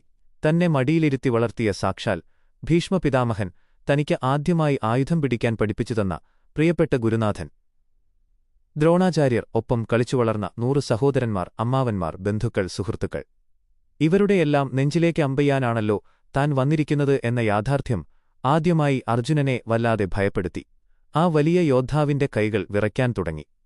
ലോകത്തെ മുഴുവൻ വിറപ്പിച്ച ഗാണ്ഡീവം എന്ന ആ വലിയ വില്ല് അവന്റെ കൈകളിൽ നിന്ന് പതിയെ വഴുതി താഴേക്ക് വീണു. കാലുകൾക്ക് ബലം നഷ്ടപ്പെടുന്നതുപോലെ അവന് തോന്നി. രഥത്തിന്റെ തട്ടിലേക്ക് തളർന്നിരുന്ന അർജുനന്റെ കണ്ണുകളിൽ നിന്ന് കണ്ണുനീർ ഒഴുകുകയായിരുന്നു. സ്വന്തം രക്തത്തെ കൊന്നിട്ട് നേടുന്ന ഈ രാജ്യം എനിക്കു വേണ്ട കൃഷ്ണ എന്നവൻ പൊട്ടിക്കരഞ്ഞു. ഈ ചോരച്ചൊരിച്ചിൽ എന്തിനാണ് എന്ന് ചോദിച്ച് തളർന്നിരുന്ന അർജുനനെ നോക്കി ശ്രീകൃഷ്ണൻ പുഞ്ചിരിച്ചു. ഒരു പോരാളിക്ക് പടക്കളത്തിൽ വെച്ച് ഇത്തരമൊരു മടിയുണ്ടാകാൻ പാടില്ലെന്നും ഇത് ധർമ്മവും അധർമ്മവും തമ്മിലുള്ള യുദ്ധമാണെന്നും കൃഷ്ണൻ അവനെ ഓർമ്മിപ്പിച്ചു. ബന്ധങ്ങൾക്കും വികാരങ്ങൾക്കും ഇവിടെ സ്ഥാനമില്ലെന്നും ക്ഷത്രിയന്റെ കടമ യുദ്ധം ചെയ്യുക മാത്രമാണെന്നും കൃഷ്ണൻ അർജുനനോട് പറഞ്ഞു. ഒടുവിൽ തന്റെ വലിയ വിശ്വരൂപം കാണിച്ച് കൃഷ്ണൻ അർജുനന്റെ ഉള്ളിലെ സകല ഭയവും ഇല്ലാതാക്കി. ആ കാഴ്ച കണ്ടതോടെ അർജുനന്റെ മനസ്സിലെ സംശയങ്ങളെല്ലാം മാറി. അവൻ വീണ്ടും ഗാണ്ഡീവം കൈയിലെടുത്തു. അവന്റെ ശംഖായ ദേവദത്തം അവൻ വലിയ ശബ്ദത്തിൽ മുഴക്കി. ആ ശബ്ദം കുരുക്ഷേത്രഭൂമിയെ മുഴുവൻ പ്രകമ്പനം കൊള്ളിച്ചു. യുദ്ധം തുടങ്ങി. കൗരവസൈന്യത്തിന്റെ സർവ്വസൈന്യാധിപനായ ഭീഷ്മർ ഒരു കൊടുങ്കാറ്റുപോലെയാണ് പാണ്ഡവസൈന്യത്തിലേക്ക് ഇരച്ചുകയറിയത്. ഭീഷ്മരുടെ അമ്പുകൾക്കു മുന്നിൽ പാണ്ഡവസൈന്യം ഇലകൾ പോലെ പറന്നുപോയി. ആരെക്കൊണ്ടും അദ്ദേഹത്തെ തടുക്കാൻ കഴിഞ്ഞില്ല. ആദ്യത്തെ ദിവസങ്ങളിൽ ഭീഷ്മരുടെ താണ്ഡവമായിരുന്നു കുരുക്ഷേത്രത്തിൽ നടന്നത്. അർജുനൻ തന്റെ രഥവുമായി ഭീഷ്മർക്ക് നേരെ പാഞ്ഞെടുത്തു. രണ്ടു വലിയ യോദ്ധാക്കൾ തമ്മിലുള്ള ഭയാനകമായ പോരാട്ടമാണ് പിന്നീടവിടെ നടന്നത്. എന്നാൽ അർജുനന്റെ ഉള്ളിലെ സ്നേഹം അപ്പോഴും പൂർണ്ണമായും മാറിയിരുന്നില്ല. തന്റെ അമ്പുകൾക്ക് പിതാമഹന്റെ ദേഹത്ത് മുറിവേൽപ്പിക്കാൻ അവൻ മടിച്ചു. അവന്റെ അസ്ത്രപ്രയോഗങ്ങളിൽ പഴയ കരുത്തുണ്ടായിരുന്നില്ല. ഇത് ഭീഷ്മർക്ക് കൂടുതൽ എളുപ്പമായി. അദ്ദേഹം പാണ്ഡവസൈന്യത്തെ നാമാവശേഷമാക്കിക്കൊണ്ടിരുന്നു. ദിവസങ്ങൾ കഴിയുന്തോറും ഭീഷ്മരുടെ ആക്രമണം കൂടുതൽ രൂക്ഷമായി. 9-ാം ദിവസമായപ്പോൾ ഭീഷ്മരുടെ അസ്ത്രങ്ങൾ പാണ്ഡവസൈന്യത്തെ ഒരു വലിയ ശവപ്പറമ്പാക്കി മാറ്റി. ഈ കാഴ്ച കണ്ട് ശ്രീകൃഷ്ണന്റെ കണ്ണുകൾ കോപം കൊണ്ട് ചുവന്നു. അർജുനൻ തന്റെ മുഴുവൻ ശക്തിയുമെടുത്ത് യുദ്ധം ചെയ്യുന്നില്ല എന്ന് മനസ്സിലാക്കിയ കൃഷ്ണൻ പെട്ടെന്ന് രഥത്തിൽ നിന്ന് താഴേക്ക് ചാടി. ആയുധമെടുക്കില്ല എന്ന വലിയ പ്രതിജ്ഞ മറന്നുകൊണ്ട് യുദ്ധഭൂമിയിൽ കിടന്ന ഒരു വലിയ രഥചക്രം കൈയിലെടുത്ത് കൃഷ്ണൻ ഭീഷ്മരെ കൊല്ലാനായി പാഞ്ഞെടുത്തു. കോപം കൊണ്ട് വിറയ്ക്കുന്ന കൃഷ്ണനെ കണ്ട് ഭീഷ്മർ സന്തോഷത്തോടെ കൈകൾ കൂപ്പി നിൽക്കുകയായിരുന്നു. സാക്ഷാൽ ഭഗവാന്റെ കൈയാൽ മരിക്കാൻ അദ്ദേഹം ആഗ്രഹിച്ചു. എന്നാൽ ഈ കാഴ്ച കണ്ട് ഭയന്നുപോയ അർജുനൻ ഓടിച്ചെന്ന് കൃഷ്ണന്റെ കാലുകളിൽ വീണു. എന്നോട് ക്ഷമിക്കണം കൃഷ്ണ, ഇനി എന്റെ ഭാഗത്തുനിന്ന് യാതൊരു മടിയുമുണ്ടാകില്ല. ഞാൻ എന്റെ മുഴുവൻ ശക്തിയുമെടുത്ത് പോരാടിക്കൊള്ളാം എന്ന് അർജുനൻ വാക്ക് നൽകി. ആ വാക്ക് കേട്ടതിനു ശേഷമാണ് കൃഷ്ണൻ ആ ചക്രം താഴെയിട്ടത്. അങ്ങനെ യുദ്ധത്തിന്റെ 10-ാം ദിവസം വന്നെത്തി. ഭീഷ്മരെ വധിക്കാതെ ഈ യുദ്ധം ജയിക്കാൻ കഴിയില്ലെന്ന് പാണ്ഡവർക്ക് തീർച്ചയായിരുന്നു. അതിനായി തലേദിവസം രാത്രി അവർ ഭീഷ്മരുടെ അടുക്കൽ ചെന്ന് അദ്ദേഹത്തെ എങ്ങനെ തോൽപ്പിക്കാൻ കഴിയും എന്ന് ചോദിച്ചറിഞ്ഞിരുന്നു. ഒരു സ്ത്രീയോട് താൻ യുദ്ധം ചെയ്യില്ലെന്നും തന്റെ മുന്നിൽ ഒരു സ്ത്രീ വന്നാൽ താൻ ആയുധം താഴെവയ്ക്കുമെന്നും ഭീഷ്മർ അവരോട് പറഞ്ഞിരുന്നു. ഈ സത്യം മനസ്സിലാക്കിയ പാണ്ഡവർ 10-ാം ദിവസം വലിയൊരു തന്ത്രം പ്രയോഗിച്ചു. ദ്രുപദന്റെ മകനായ ശിഖണ്ഡിയെ അവർ അർജുനന്റെ രഥത്തിൽ മുന്നിൽ നിർത്തി. മുൻജന്മത്തിൽ അംബ എന്ന സ്ത്രീയായിരുന്ന ശിഖണ്ഡി പിന്നീട് പുരുഷനായി മാറിയതാണ്. ഇത് ഭീഷ്മർക്ക് നന്നായി അറിയാമായിരുന്നു. ശിഖണ്ഡിയെ കണ്ട നിമിഷം തന്നെ ഭീഷ്മർ തന്റെ വില്ല് താഴെവെച്ചു. ആയുധമില്ലാതെ നിൽക്കുന്ന പിതാമഹന് നേരെ അമ്പെയ്യാൻ അർജുനന്റെ കൈകൾ വീണ്ടും വിറച്ചു. എന്നാൽ ശ്രീകൃഷ്ണന്റെ നിർദ്ദേശം അവന് കരുത്തേകി. ശിഖണ്ഡിയുടെ പിന്നിൽ മറഞ്ഞുനിന്നുകൊണ്ട് അർജുനൻ തന്റെ ഗാണ്ഡീവത്തിൽ നിന്ന് അമ്പുകളുടെ ഒരു വലിയ മഴ തന്നെ സൃഷ്ടിച്ചു. ഒന്നല്ല, രണ്ടല്ല, നൂറുകണക്കിന് അമ്പുകളാണ് അർജുനന്റെ വില്ലിൽ നിന്ന് പാഞ്ഞുചെന്ന് ഭീഷ്മരുടെ ശരീരത്തിൽ തറഞ്ഞുകയറിയത്. ഭീഷ്മരുടെ കവചങ്ങൾ ഭേദിച്ച് ആ അമ്പുകൾ അദ്ദേഹത്തിന്റെ ശരീരത്തിൽ ആഴത്തിൽ പതിച്ചു. തന്റെ പ്രിയപ്പെട്ട കൊച്ചുമകന്റെ അമ്പുകളേറ്റ് ആ വലിയ മനുഷ്യൻ രഥത്തിൽ നിന്ന് താഴേക്കു വീണു. എന്നാൽ അദ്ദേഹത്തിന്റെ ശരീരം നിലത്ത് സ്പർശിച്ചില്ല. ശരീരത്തിൽ തറഞ്ഞിരുന്ന നൂറുകണക്കിന് അമ്പുകൾ കാരണം അദ്ദേഹം ആ അമ്പുകളുടെ മുകളിലാണ് കിടന്നത്. ശരശയ്യ എന്നറിയപ്പെട്ട ആ വലിയ കിടക്കയിൽ ഭീഷ്മർ വീണപ്പോൾ കുരുക്ഷേത്രഭൂമി ഒന്നടങ്കം നിലവിളിച്ചു. അർജുനന്റെ ഹൃദയം പൊട്ടുകയായിരുന്നു. യുദ്ധം നിർത്തി എല്ലാവരും ഓടിവന്ന് ഭീഷ്മരുടെ ചുറ്റും നിന്നു. വേദനയോടെ കിടക്കുമ്പോഴും ആ വലിയ മനുഷ്യന്റെ തല താഴേക്കു തൂങ്ങിക്കിടക്കുകയായിരുന്നു. തനിക്ക് തലവെക്കാനൊരു തലയിണ വേണമെന്ന് അദ്ദേഹം ആവശ്യപ്പെട്ടു. ദുര്യോധനൻ പട്ടുതലയണകൾ കൊണ്ടുവന്നെങ്കിലും അദ്ദേഹം അത് നിരസിച്ചു. അദ്ദേഹം അർജുനനെ നോക്കി. അർജുനൻ ഉടൻ തന്നെ തന്റെ വില്ലിൽ നിന്ന് 3 വലിയ അമ്പുകളെടുത്ത് ഭീഷ്മരുടെ തലയ്ക്ക് താഴെയായി ഭൂമിയിൽ തറച്ചു നിർത്തി അദ്ദേഹത്തിന് അമ്പുകൾ കൊണ്ടുള്ള ഒരു തലയിണയുണ്ടാക്കിക്കൊടുത്തു. ഭീഷ്മർ സ്നേഹത്തോടെ അർജുനനെ നോക്കി പുഞ്ചിരിച്ചു. പിന്നീട് തനിക്ക് ദാഹിക്കുന്നു എന്ന് അദ്ദേഹം പറഞ്ഞപ്പോൾ ദുര്യോധനൻ സ്വർണപാത്രത്തിൽ വെള്ളം കൊണ്ടുവന്നു. എന്നാൽ അതും അദ്ദേഹം നിരസിച്ചു. വീണ്ടും അർജുനനെ നോക്കി. ഗാണ്ഡീവം കൈയിലെടുത്ത അർജുനൻ പർജന്യാസ്ത്രം ഉപയോഗിച്ച് ഭീഷ്മരുടെ വലതുവശത്ത് ഭൂമിയിലേക്ക് വളരെ ശക്തിയിൽ ഒരു അമ്പു തൊടുത്തുവിട്ടു. ഭൂമി പിളർന്ന് അതിൽ നിന്ന് ഗംഗാജലം ഒരു വലിയ ധാരയായി ഉയർന്നുവന്ന് ഭീഷ്മരുടെ വായിലേക്ക് വീണു. സ്വന്തം അമ്മയായ ഗംഗയുടെ വെള്ളം കുടിച്ച് ആ വലിയ മനുഷ്യൻ ദാഹം തീർത്തു. സ്വന്തം പിതാമഹനെ അമ്പെയ്ത് വീഴ്ത്തേണ്ടി വന്ന ആ 10-ാം ദിവസം അർജുനന്റെ ജീവിതത്തിലെ ഏറ്റവും വലിയ സങ്കടങ്ങളുടെ ദിവസമായിരുന്നു. തന്റെ കൈകളിലെ ഗാണ്ഡീവം വെറുമൊരു ആയുധമല്ലെന്നും അതൊരു വലിയ കടമയാണെന്നും അവൻ ആ ദിവസങ്ങളിൽ മനസ്സിലാക്കുകയായിരുന്നു. ബന്ധങ്ങളെക്കാൾ വലുതാണ് ധർമ്മം എന്ന വലിയ യാഥാർത്ഥ്യം രക്തം കൊണ്ട് എഴുതപ്പെട്ട ദിവസങ്ങളായിരുന്നു അവ. കുരുക്ഷേത്രഭൂമിയിലെ ചോരച്ചാലുകൾക്ക് നടുവിൽ നിന്നുകൊണ്ട് അർജുനൻ തന്റെ അടുത്ത ദിവസങ്ങളിലെ യുദ്ധത്തിനായി കൂടുതൽ കഠിനമായ തീരുമാനങ്ങൾ എടുക്കുകയായിരുന്നു.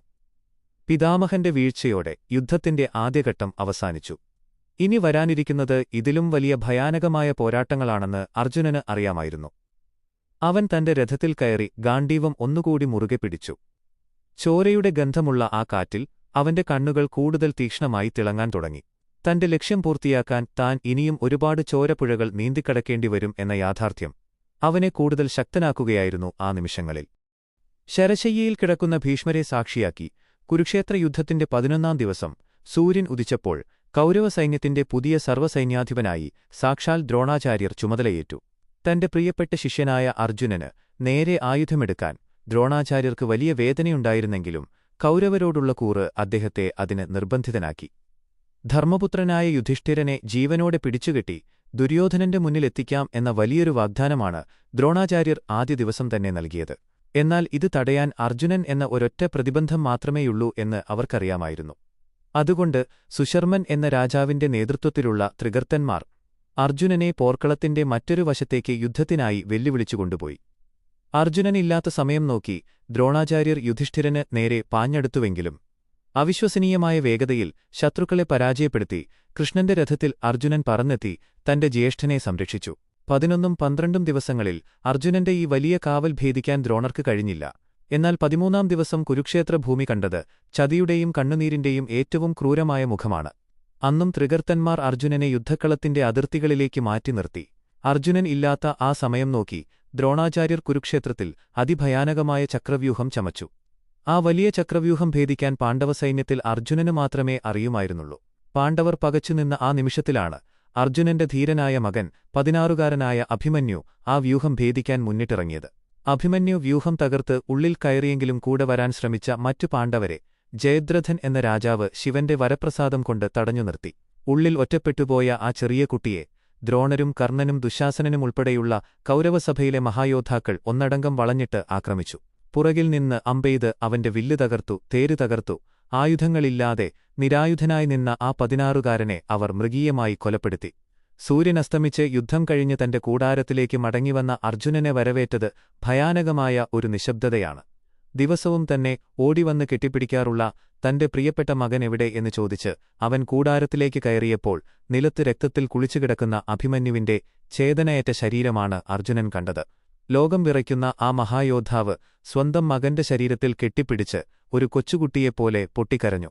എന്റെ കുഞ്ഞ് ഒറ്റയ്ക്ക് നിന്നപ്പോൾ നിങ്ങളെല്ലാം എവിടെയായിരുന്നു എന്ന് ചോദിച്ച് അവൻ സഹോദരങ്ങൾക്ക് നേരെ അലറി. ഒരു അച്ഛന്റെ ഏറ്റവും വലിയ സങ്കടം പ്രതികാരത്തിന്റെ വലിയൊരു അഗ്നിപർവ്വതമായി മാറുന്നതാണ് പിന്നീട് ലോകം കണ്ടത്. കണ്ണീർ തുടച്ചുകൊണ്ട് അർജുനൻ കുരുക്ഷേത്രത്തെ നടുക്കിയ ഒരു വലിയ ശപഥമെടുത്തു. എന്റെ മകന്റെ മരണത്തിന് കാരണക്കാരനായ ജയദ്രഥനെ നാളെ സൂര്യാസ്തമയത്തിനു മുൻപ് ഞാൻ കൊന്നിരിക്കും. അല്ലാത്തപക്ഷം ഇതേ കുരുക്ഷേത്രഭൂമിയിൽ അഗ്നികുണ്ഡമൊരുക്കി ഞാൻ അതിൽ ചാടി മരിക്കും എന്നായിരുന്നു ആ വലിയ പ്രതിജ്ഞ. ഈ വാക്കുകൾ കൗരവപാളയത്തിൽ വലിയ ഭയം സൃഷ്ടിച്ചു. 14-ാം ദിവസം യുദ്ധം തുടങ്ങിയപ്പോൾ അർജുനന്റെ കണ്ണുകളിൽ ദയയുടെ ഒരു കണിക പോലുമുണ്ടായിരുന്നില്ല. ജയദ്രഥനെ സംരക്ഷിക്കാൻ ദ്രോണാചാര്യർ ശകടവ്യൂഹം, പത്മവ്യൂഹം, സൂചീവ്യൂഹം എന്നിങ്ങനെ 3 വലിയ വ്യൂഹങ്ങൾ ഒന്നിനുള്ളിലൊന്നായി നിർമ്മിച്ചു. ലക്ഷക്കണക്കിന് സൈനികർക്കും ആനകൾക്കും കുതിരകൾക്കുമിടയിൽ ഏറ്റവും സുരക്ഷിതനായി ജയദ്രഥനെ അവർ ഒളിപ്പിച്ചുവെച്ചു. എന്നാൽ തന്റെ മകന്റെ ചോരയ്ക്കു പകരം ചോദിക്കാനിറങ്ങിയ അർജുനനെ തടയാൻ ഭൂമിയിലെ ഒരു ശക്തിക്കും കഴിയില്ലായിരുന്നു. അവന്റെ രഥം ശത്രുസൈന്യത്തിനു മുകളിലൂടെ ഒരു കൊടുങ്കാറ്റുപോലെ പാഞ്ഞു. ഗാണ്ഡീവത്തിൽ നിന്നുള്ള അമ്പുകൾ ശത്രുക്കളുടെ തലകൾ കൊയ്തെടുത്തു. മുന്നിൽ വന്നവരെയെല്ലാം അവൻ കൊന്നൊടുക്കി. ദ്രോണാചാര്യരെയും കർണനെയും അവൻ തന്റെ അമ്പുകൾ കൊണ്ട് വകഞ്ഞുമാറ്റി. സമയം കഴിയുന്തോറും അർജുനന് ജയദ്രഥന്റെ അടുത്തേക്ക് എത്താൻ കഴിഞ്ഞില്ല. സൂര്യൻ പടിഞ്ഞാറുഭാഗത്തേക്ക് താഴാൻ തുടങ്ങി. തന്റെ പ്രതിജ്ഞ നിറവേറ്റാൻ കഴിയില്ലെന്നും താൻ തീയിൽ ചാടി മരിക്കേണ്ടിവരുമെന്നും അർജുനൻ ഭയന്നു. ആ നിമിഷത്തിൽ ശ്രീകൃഷ്ണൻ തന്റെ സുദർശനചക്രം കൊണ്ട് സൂര്യനെ മറച്ചു. കുരുക്ഷേത്രഭൂമിയിൽ ഇരുട്ടു പടർന്നു. സൂര്യൻ അസ്തമിച്ചു എന്നു കരുതി അർജുനൻ മരിക്കുന്നത് കാണാനായി ഒളിച്ചിരുന്ന ജയദ്രഥൻ സന്തോഷത്തോടെ സൈന്യത്തിനു മുന്നിലേക്ക് ഇറങ്ങിവന്നു. കൃഷ്ണൻ ഉടൻ തന്നെ അർജുനനോട് പറഞ്ഞു, അർജുനാ, നോക്കൂ, നിന്റെ ശത്രു നിന്റെ മുന്നിൽ നിൽക്കുന്നു, ആയുധമെടുക്കൂ എന്ന്. പെട്ടെന്ന് ആകാശത്തെ ചക്രം മാറി സൂര്യൻ വീണ്ടും പ്രകാശിച്ചു. ജയദ്രഥൻ പകച്ചു നിൽക്കുന്ന ആ നിമിഷം കൃഷ്ണന്റെ നിർദ്ദേശപ്രകാരം അർജുനൻ തന്റെ വില്ലിൽ നിന്ന് അമാനുഷികമായ ഒരു അമ്പ് തൊടുത്തുവിട്ടു. ജയദ്രഥന്റെ തലയെറുത്ത് താഴെയിട്ടാൽ തല താഴെയിടുന്നവന്റെ തല പൊട്ടിത്തെറിക്കും എന്നൊരു ശാപം ജയദ്രഥന്റെ പിതാവ് നൽകിയിട്ടുണ്ടായിരുന്നു. അതുകൊണ്ട് ആ അമ്പ് ജയദ്രഥന്റെ കഴുത്തറുത്ത് ആ തലയും കൊണ്ട് പറന്ന് സമന്തപഞ്ചകമെന്ന സ്ഥലത്ത് തപസ്സു ചെയ്തുകൊണ്ടിരുന്ന ജയദ്രഥന്റെ പിതാവായ വൃദ്ധക്ഷത്രന്റെ മടിയിൽ കൊണ്ടുപോയിട്ടു. ധ്യാനത്തിൽ നിന്നുണർന്ന് അദ്ദേഹം മടിയിലിരുന്ന തല താഴേക്കിട്ടതും അദ്ദേഹത്തിന്റെ തല പൊട്ടിത്തെറിച്ചു മരിച്ചു. അങ്ങനെ അഭിമന്യുവിന്റെ മരണത്തിന് അർജുനൻ ഭയാനകമായ പ്രതികാരം ചോദിച്ചു. അന്ന് രാത്രിയും പോരാട്ടം തുടർന്നു. ഭീമന്റെ മകനായ ഘടോൽകചൻ കൗരവസൈന്യത്തെ മുഴുവൻ നശിപ്പിക്കാൻ തുടങ്ങിയപ്പോൾ ഗതികെട്ട് കർണൻ താൻ അർജുനനെ കൊല്ലാൻ മാത്രം മാറ്റിവച്ചിരുന്ന ദിവ്യമായ വേൽ ഘടോൽകചന് നേരെ പ്രയോഗിച്ചു. ഘടോൽകചൻ മരിച്ചെങ്കിലും അത് അർജുനന് വലിയൊരു ആശ്വാസമായി മാറി. കാരണം കർണന്റെ ആ അമോഘമായ ആയുധത്തിൽ നിന്ന് അർജുനനെ എന്നേക്കുമായി രക്ഷിക്കാൻ കൃഷ്ണന് കഴിഞ്ഞു. 15-ാം ദിവസം യുദ്ധം കൂടുതൽ ഭയാനകമായി മാറി. ദ്രോണാചാര്യർ തന്റെ കൈവശമുള്ള സകല ദിവ്യാസ്ത്രങ്ങളും ഉപയോഗിച്ച് പാണ്ഡവസൈന്യത്തെ ഇല്ലാതാക്കാൻ തുടങ്ങി.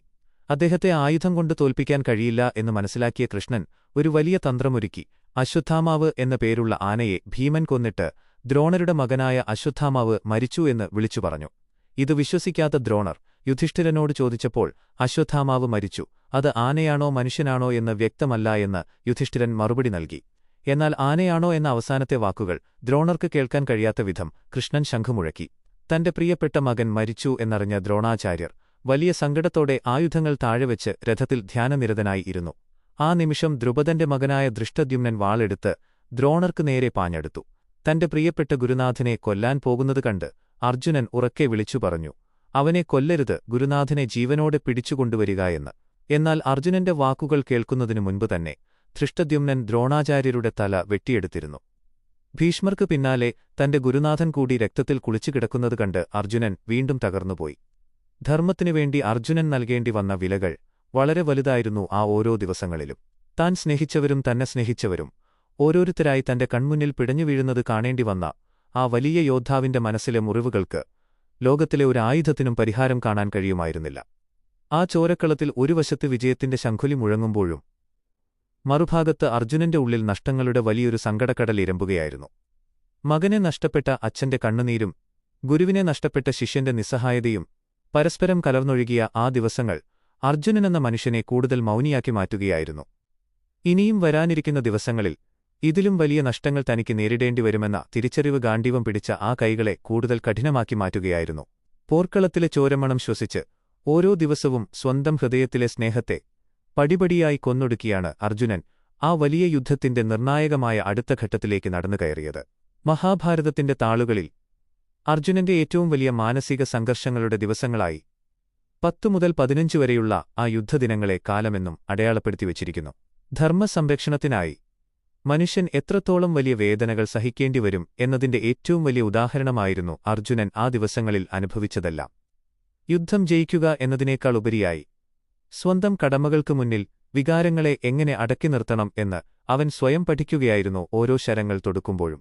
വരാനിരിക്കുന്ന തന്റെ ഏറ്റവും വലിയ ശത്രുവായ കർണനുമായുള്ള വലിയ പോരാട്ടത്തിനായി പ്രകൃതി അവനെ കൂടുതൽ ക്രൂരനും കരുത്തനുമാക്കി മാറ്റാൻ ഒരുങ്ങുന്നതേയുണ്ടായിരുന്നുള്ളൂ. ആ ചോരക്കളത്തിന്റെ നടുവിൽ വീണ്ടും അർജുനന്റെ ശംഖുലി മുഴങ്ങുമ്പോൾ ലോകം ഇനിയെന്തു സംഭവിക്കുമെന്നറിയാതെ ഭയത്തോടെ കാത്തുനിൽക്കുകയായിരുന്നു. ദ്രോണാചാര്യരുടെ ചേതനയറ്റ ശരീരത്തിനു മുന്നിൽ കണ്ണീർ വാർത്തുനിന്ന അർജുനന് ശ്വാസമെടുക്കാൻ പോലും കഴിയാത്തത്ര ഭാരം ആ വലിയ പോർക്കളത്തിൽ അനുഭവപ്പെട്ടു. എങ്കിലും കാലം അവന് വിശ്രമിക്കാൻ ഒരു നിമിഷം പോലും സമയം നൽകിയില്ല. കുരുക്ഷേത്രത്തിൽ 16-ാം ദിവസത്തിന്റെ പ്രഭാതം ഉണർന്നത് കൗരവസൈന്യത്തിന്റെ പുതിയ സർവ്വസൈന്യാധിപനായ സാക്ഷാൽ കർണന്റെ ഭയാനകമായ ശംഖുലിയോടെയാണ്. കുട്ടിക്കാലം മുതൽ ഹസ്തിനപുരത്തിന്റെ ആയുധപ്പുരയിൽ വെച്ച് മനസ്സിൽ കൊണ്ടുനടന്ന പകയും ശത്രുതയും മുഴുവൻ തീർക്കാൻ കർണനും തന്റെ പൊന്നോമനയായ മകന്റെ മരണത്തിനു പകരം ചോദിക്കാൻ അർജുനനും മുഖാമുഖം വന്നപ്പോൾ ആകാശം പോലും ഭയന്നു വിറച്ചു. അർജുനന്റെ ജീവിതത്തിലെ ഏറ്റവും വലിയ പോരാട്ടത്തിന്റെ തുടക്കമായിരുന്നു അത്. 16-ാം ദിവസം കർണൻ ഒരു കൊടുങ്കാറ്റുപോലെയാണ് പാണ്ഡവ സൈന്യത്തിലേക്ക് ഇരച്ചുകയറിയത്.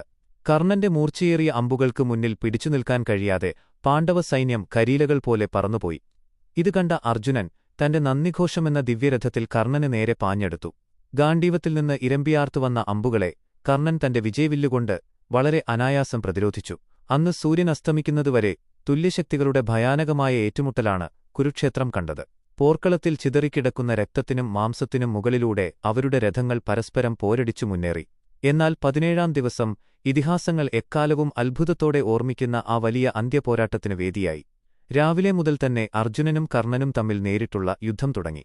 ലോകം കണ്ട ഏറ്റവും വലിയ 2 വില്ലാളികൾ തമ്മിലുള്ള ആ യുദ്ധം 2 വലിയ സിംഹങ്ങൾ തമ്മിൽ പോരടിക്കുന്നതുപോലെയായിരുന്നു. താൻ വർഷങ്ങളായി കാത്തുവെച്ച വലിയ നാഗാസ്ത്രം കർണൻ അർജുനന് നേരെ പ്രയോഗിച്ചപ്പോൾ ശ്രീകൃഷ്ണൻ തന്റെ കാൽവിരൽ കൊണ്ട് രഥം പെട്ടെന്ന് ഭൂമിയിലേക്ക് ചവിട്ടിത്താഴ്ത്തി അർജുനന്റെ ജീവൻ രക്ഷിച്ചു. ആ ദിവ്യാസ്ത്രം അർജുനന്റെ കിരീടം തെറിപ്പിച്ചുകൊണ്ട് കടന്നുപോയി. ജീവൻ തിരികെ കിട്ടിയതിന്റെ നടുക്കത്തിൽ നിന്നുണർന്ന അർജുനൻ കോപം കൊണ്ട് ജ്വലിച്ചു. അവൻ തന്റെ അസ്ത്രങ്ങളുടെ വേഗതയും ശക്തിയും 10 മടങ്ങ് വർദ്ധിപ്പിച്ചു. ഓരോ നിമിഷവും യുദ്ധം കൂടുതൽ കൂടുതൽ സങ്കീർണമായിക്കൊണ്ടിരുന്നു. പെട്ടെന്നാണ് വിധി ഒരു വലിയ രൂപത്തിൽ കർണനെ ചതിച്ചത്. കർണന്റെ രഥത്തിന്റെ ഇടത്തേ ചക്രം കുരുക്ഷേത്രത്തിലെ രക്തം തളം കിട്ടിനിന്ന ചേറിൽ ആഴ്ന്നുപോയി. അത് വെറുമൊരു ചെളിയായിരുന്നില്ല, ഭൂമിദേവിയുടെ ശാപമായിരുന്നു. എത്ര ശ്രമിച്ചിട്ടും അത് പുറത്തെടുക്കാൻ കർണന്റെ തേരാളിയായ ശല്യർക്ക് കഴിഞ്ഞില്ല. യുദ്ധം നിർത്തിവച്ച് രഥചക്രമുയർത്താൻ കർണൻ തന്റെ വില്ല് താഴെവെച്ച് രഥത്തിൽ നിന്ന് താഴെയിറങ്ങി. നിരായുധനായി നിൽക്കുന്ന തനിക്ക് നേരെ അമ്പെയ്യരുത് എന്ന് കർണൻ അർജുനനോട് ഉറക്കെ വിളിച്ചു പറഞ്ഞു. ധർമ്മത്തിന്റെ ഈ വാക്കുകൾ കേട്ട് അർജുനൻ ഒരു നിമിഷം തന്റെ ഗാണ്ഡീവം താഴ്ത്തി. എന്നാൽ ആ നിമിഷം തേർത്തട്ടിലിരുന്ന ശ്രീകൃഷ്ണൻ അർജുനന് നേരെ തിരിഞ്ഞു. അഭിമന്യു എന്ന 16-കാരനായ നിന്റെ ചെറിയ മകനെ നിരായുധനാക്കി പുറകിൽ നിന്ന് അമ്പെയ്ത് മൃഗീയമായി കൊലപ്പെടുത്തിയപ്പോൾ എവിടെയായിരുന്നു ഇവന്റെ ധർമ്മം എന്ന് കൃഷ്ണൻ ചോദിച്ചു. നിന്റെ പ്രിയപ്പെട്ട ഭാര്യ പാഞ്ചാലിയെ രാജസഭയിൽ വെച്ച് ദുശാസനൻ അപമാനിച്ചപ്പോൾ ഈ കർണൻ നോക്കി ചിരിക്കുകയായിരുന്നില്ലേ? അന്നെവിടെയായിരുന്നു ഇവന്റെ ധർമ്മമെന്ന് കൃഷ്ണൻ അലറിയപ്പോൾ അർജുനന്റെ കണ്ണുകളിൽ പ്രതികാരത്തിന്റെ വലിയൊരു തീപ്പൊരി ആഞ്ഞടിച്ചു. അവൻ തന്റെ ഗാണ്ഡീവം ഒന്നുകൂടി മുറുകെ പിടിച്ച് തന്റെ ആവനാഴിയിൽ നിന്ന് ഏറ്റവും ഭയാനകമായ അഞ്ജലികാസ്ത്രം പുറത്തെടുത്തു. രഥചക്രം ഉയർത്താൻ പാടുപെടുന്ന കർണന്റെ കഴുത്ത് ലക്ഷ്യമാക്കി അവൻ ആ അമ്പ് സർവ്വശക്തിയുമെടുത്ത് തൊടുത്തുവിട്ടു. ഇടിമിന്നൽ പോലെ പാഞ്ഞുചെന്ന ആ ദിവ്യാസ്ത്രം ലോകം കണ്ട ഏറ്റവും വലിയ ദാനശൂരനായ കർണന്റെ തലയറുത്തു വീഴ്ത്തി. സൂര്യതേജസ്സുള്ള ആ വലിയ യോദ്ധാവ് ചോരയിൽ കുളിച്ച് കുരുക്ഷേത്ര ഭൂമിയിൽ വീണപ്പോൾ ആകാശത്തുനിന്ന് ദേവന്മാർ പുഷ്പവൃഷ്ടി നടത്തി. അർജുനന്റെ ജീവിതത്തിലെ ഏറ്റവും വലിയ ശത്രു ഇല്ലാതായെങ്കിലും ആ വിജയം അവന് നൽകിയത് വലിയൊരു ശൂന്യതയായിരുന്നു. തന്റെ ജീവിതത്തിലെ ഏറ്റവും വലിയ ലക്ഷ്യം അവസാനിച്ചപ്പോൾ എന്തൊക്കെയോ നഷ്ടപ്പെട്ടവനെപ്പോലെ അവൻ ആ രഥത്തിൽ വില്ലും പിടിച്ച് തളർന്നിരുന്നു. കർണന്റെ വീഴ്ചയോടെ കൗരവസൈന്യത്തിന്റെ നട്ടെല്ല് പൂർണ്ണമായും ഒടിഞ്ഞു. 18-ാം ദിവസം ശല്യരായിരുന്നു കൗരവപ്പടയെ നയിച്ചത്. വലിയ ചെറുത്തുനിൽപ്പുകളില്ലാതെ ശല്യരെ യുധിഷ്ഠിരൻ വധിക്കുകയും ശകുനിയെ സഹദേവൻ കൊല്ലുകയും ചെയ്തതോടെ കൗരവപക്ഷത്ത് ദുര്യോധനൻ മാത്രം ബാക്കിയായി. സകലതും നഷ്ടപ്പെട്ട് ഭയന്നോടിയ ദുര്യോധനൻ ദ്വൈപായന സരോവരം എന്ന വലിയ തടാകത്തിന്റെ അടിത്തട്ടിൽ പോയി ഒളിച്ചു. പാണ്ഡവർ അവനെ അന്വേഷിച്ച് അവിടെയെത്തി വെല്ലുവിളിച്ചു. വെള്ളത്തിൽ നിന്ന് വലിയ ഗദയുമായി ഉയർന്നുവന്ന ദുര്യോധനനും ഭീമനും തമ്മിൽ സമാനതകളില്ലാത്ത ജീവന്മരണ പോരാട്ടം തുടങ്ങി. ഭീമന് ദുര്യോധനനെ നേരിട്ട് തോൽപ്പിക്കാൻ കഴിയില്ല എന്ന് മനസ്സിലാക്കിയ കൃഷ്ണൻ അർജുനനെ നോക്കി സ്വന്തം തുടയിൽ തട്ടിക്കാണിച്ചു. അർജുനൻ അത് ഭീമന് കൃത്യമായ സൂചനയായി നൽകി. ഗദായുദ്ധത്തിന്റെ സകല നിയമങ്ങളും കാറ്റിൽ പറത്തി ഭീമൻ ദുര്യോധനന്റെ തുടയിലടിച്ചു വീഴ്ത്തി. അതോടെ 18 നാൾ നീണ്ടുനിന്ന മനുഷ്യചരിത്രത്തിലെ ഏറ്റവും വലിയ മഹാഭാരത യുദ്ധത്തിന് അവസാനമായി. എന്നാൽ രക്തം ചിന്തിയ ആ പക അവിടെയും അവസാനിച്ചിരുന്നില്ല. അന്ന് രാത്രി വിജയത്തിന്റെ ഉറക്കത്തിലായിരുന്ന പാണ്ഡവ കൂടാരത്തിലേക്ക് അതിക്രമിച്ചുകയറിയ അശ്വത്ഥാമാവ് ദ്രൗപദിയുടെ ഉറങ്ങിക്കിടന്ന 5 മക്കളെയും നിർദ്ദയം വെട്ടിക്കൊന്നു. വിജയത്തിന്റെ സന്തോഷത്തിൽ നിന്നിരുന്ന പാണ്ഡവർക്ക് ഈ വാർത്ത താങ്ങാവുന്നതിലും അപ്പുറമായിരുന്നു. തന്റെ മക്കൾ നഷ്ടപ്പെട്ട പാഞ്ചാലിയുടെ ഹൃദയം പൊട്ടിയുള്ള നിലവിളി കേട്ട് അർജുനൻ രോഷം കൊണ്ട് ആയുധമെടുത്ത് അശ്വത്ഥാമാവിനെ പിന്തുടർന്നു. തന്റെ മരണമുറപ്പായപ്പോൾ ഭയന്നോടിയ അശ്വത്ഥാമാവ് ലോകം മുഴുവൻ നശിപ്പിക്കാൻ ശേഷിയുള്ള ബ്രഹ്മശിരസ് എന്ന ദിവ്യാസ്ത്രം അർജുനന് നേരെ പ്രയോഗിച്ചു. ലോകരക്ഷയ്ക്കായി അർജുനനും അതേ അസ്ത്രം പ്രയോഗിച്ചെങ്കിലും അവിടെയെത്തിയ മഹർഷിമാരുടെ അപേക്ഷപ്രകാരം അർജുനൻ തന്റെ അസ്ത്രം വളരെ ശാന്തമായി പിൻവലിച്ചു. എന്നാൽ പിൻവലിക്കാൻ അറിയാത്ത അശ്വത്ഥാമാവ് ആ അസ്ത്രം പാണ്ഡവവംശം പൂർണ്ണമായും ഇല്ലാതാക്കാൻ ഉത്തരയുടെ ഗർഭപാത്രത്തിലേക്ക് തിരിച്ചുവിട്ടു. എന്നാൽ ശ്രീകൃഷ്ണൻ തന്റെ തപോബലം കൊണ്ട് ആ ഗർഭസ്ഥ ശിശുവിനെ മരണത്തിൽ നിന്ന് രക്ഷിച്ചു. കോപിതനായ അർജുനൻ അശ്വത്ഥാമാവിനെ കെട്ടിവരിഞ്ഞ് പാഞ്ചാലിയുടെ മുന്നിൽ കൊണ്ടുവന്നു നിർത്തി. ദ്രൗപദിയുടെ അപേക്ഷപ്രകാരം അവനെ കൊല്ലാതെ അവന്റെ തലയിലെ ജന്മനാ ഉള്ള ആ ദിവ്യരത്നം പറിച്ചെടുത്ത് ശരീരത്തിൽ മാറാത്ത മുറിവുകളുമായി അവനെ ഭൂമിയിൽ അലയാൻ ശപിച്ച് നാടുകടത്തി. 18 ദിവസത്തെ ആ ഭയാനകമായ മഹായുദ്ധം അവസാനിച്ചപ്പോൾ കുരുക്ഷേത്രഭൂമിയിലെ ലക്ഷക്കണക്കിന് ശവശരീരങ്ങൾക്ക് നടുവിൽ അർജുനൻ പൂർണ്ണമായും ഏകാഗിയായി നിന്നു. അവൻ നേടിയത് ലോകത്തിലെ ഏറ്റവും വലിയ സാമ്രാജ്യമായിരുന്നെങ്കിലും ആ വിജയത്തിനായി അവന് നഷ്ടപ്പെട്ടത് സ്വന്തം രക്തങ്ങളെയും സ്നേഹിച്ച ഗുരുക്കന്മാരെയും പ്രിയപ്പെട്ട മക്കളെയുമായിരുന്നു. ഗാണ്ഡീവം എന്ന ആ വലിയ വില്ല് പിടിച്ച കൈകളിൽ അപ്പോൾ വലിയൊരു തളർച്ചയും വിറയലും അനുഭവപ്പെട്ടിരുന്നു. തന്റെ കടമ അവൻ പൂർണ്ണമായി നിറവേറ്റിയെങ്കിലും ആ വലിയ വിജയത്തിന്റെ കിരീടത്തിന് ഒരിക്കലും മായാത്ത ചോരയുടെയും കണ്ണീരിന്റെയും ഗന്ധമുണ്ടായിരുന്നു. കാലം അവനെ ഇതിഹാസങ്ങളിലെ ഏറ്റവും വലിയ പോരാളിയായി വാഴ്ത്തുമ്പോഴും ആ വലിയ കൊട്ടാരങ്ങളുടെയും സിംഹാസനങ്ങളുടെയും മുകളിൽ സ്വന്തം പ്രിയപ്പെട്ടവരുടെ ശവങ്ങൾ ചവിട്ടിനിൽക്കേണ്ടി വന്ന വലിയൊരു ഏകാന്തപഥികനായി അർജുനൻ മാറുകയായിരുന്നു. ആ വലിയ യുദ്ധഭൂമിയിലടങ്ങാത്ത കാറ്റിൽ പറക്കുന്ന അവന്റെ മുടിയിഴകൾക്കിടയിലൂടെ ലോകം ഒരു വലിയ ശൂന്യതയുടെ ആഴം തിരിച്ചറിയുകയായിരുന്നു. കുരുക്ഷേത്രത്തിലെ വലിയ യുദ്ധം അവസാനിച്ചെങ്കിലും അർജുനന്റെ ജീവിതത്തിലെ ഏറ്റവും വലിയ പരീക്ഷണങ്ങൾ ആരംഭിക്കാൻ പോകുന്നതേയുണ്ടായിരുന്നുള്ളൂ. ചോരപ്പുഴ നീന്തിക്കടന്നു നേടിയ ആ വലിയ സിംഹാസനത്തിൽ ജ്യേഷ്ഠനായ യുധിഷ്ഠിരനിരിക്കുമ്പോഴും അർജുനന്റെ മനസ്സിന് യാതൊരു ശാന്തിയും ലഭിച്ചിരുന്നില്ല. 36 വർഷങ്ങൾ വളരെ വേഗത്തിൽ കടന്നുപോയി. അശ്വമേധയാഗം നടത്തി ലോകം മുഴുവൻ കീഴടക്കിയെങ്കിലും തന്റെ ഉള്ളിലെ ശൂന്യത മാറ്റാൻ ആ വലിയ പോരാളിക്ക് കഴിഞ്ഞില്ല. ഇതിനിടയിലാണ് കാലം ഏറ്റവും ക്രൂരമായ ആ വലിയ വാർത്തയുമായി ഹസ്തിനപുരത്തേക്ക് വന്നത്. സകല യാദവന്മാരും മദ്യപിച്ച് പരസ്പരം തല്ലിച്ചത്തുവെന്നും ലോകത്തിന്റെ നാഥനും തന്റെ സ്വന്തം ജീവന്റെ പാതിയുമായ ശ്രീകൃഷ്ണൻ ഒരു വേടന്റെ അമ്പേറ്റ് ഈ ലോകം വിട്ടുപോയി എന്നുമുള്ള ആ വാർത്ത കേട്ടപ്പോൾ അർജുനന്റെ ഹൃദയത്തിന്റെ പാതി നിലച്ചുപോവുകയായിരുന്നു. കൃഷ്ണനില്ലാത്ത ഒരു ലോകത്തെക്കുറിച്ച് ചിന്തിക്കാൻ പോലും അർജുനന് കഴിഞ്ഞിരുന്നില്ല. ഉടൻ തന്നെ അവൻ രഥമെടുത്ത് ദ്വാരകയിലേക്ക് കുതിച്ചു. അവിടെ അവൻ കണ്ട കാഴ്ച ഭയാനകമായിരുന്നു. ഉറ്റ സുഹൃത്തിന്റെ ചേതനയറ്റ ശരീരത്തിനു മുന്നിൽ നിന്നപ്പോൾ ഗാണ്ഡീവിയായ ആ വലിയ മനുഷ്യൻ വീണ്ടും ഒരു കൊച്ചുകുട്ടിയെപ്പോലെ പൊട്ടിക്കരഞ്ഞു. കൃഷ്ണന്റെ സംസ്കാര ചടങ്ങുകൾക്കുശേഷം ദ്വാരകയിലുള്ള ബാക്കി യാദവ സ്ത്രീകളെയും കുട്ടികളെയും കൊണ്ട് അർജുനൻ ഹസ്തിനപുരത്തേക്ക് മടങ്ങാനൊരുങ്ങി. അവർ നഗരം വിട്ടതും ദ്വാരക എന്ന ആ വലിയ മായാനഗരം വലിയ തിരമാലകളോടെ സമുദ്രത്തിൽ താഴ്ന്നുപോയി. ബാക്കിയായ ജനങ്ങളുമായി അർജുനൻ മരുഭൂമിയിലൂടെ നടക്കുമ്പോഴാണ് വിധിയുടെ ഏറ്റവും വലിയ തിരിച്ചടി അവനെ തേടിയെത്തിയത്. വഴിയിൽ വെച്ച് സാധാരണക്കാരായ കുറച്ചു കാട്ടുവാസികൾ യാദവ സ്ത്രീകളെയും സമ്പത്തും അപഹരിക്കാനായി അവരെ ആക്രമിച്ചു.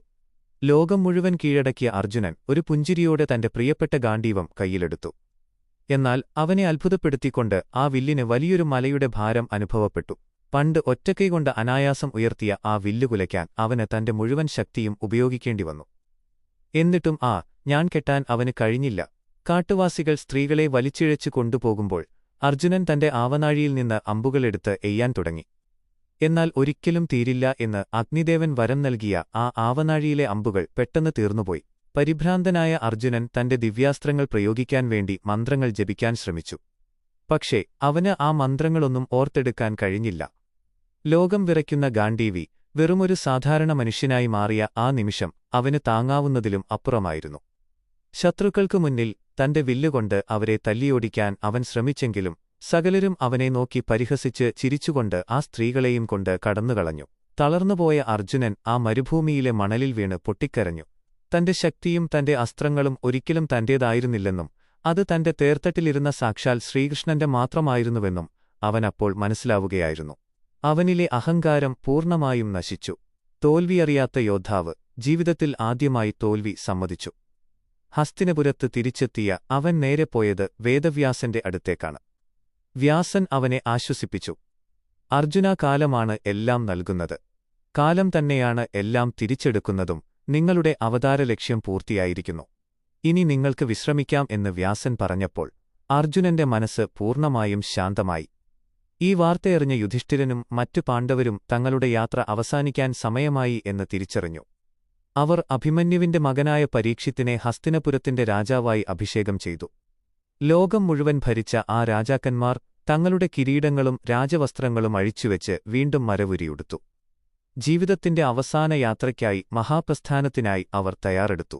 യുധിഷ്ഠിരനും ഭീമനും അർജുനനും നകുലനും സഹദേവനും പാഞ്ചാലിക്കുമൊപ്പം ഒരു നായയും ആ യാത്രയിൽ പങ്കുചേർന്നു.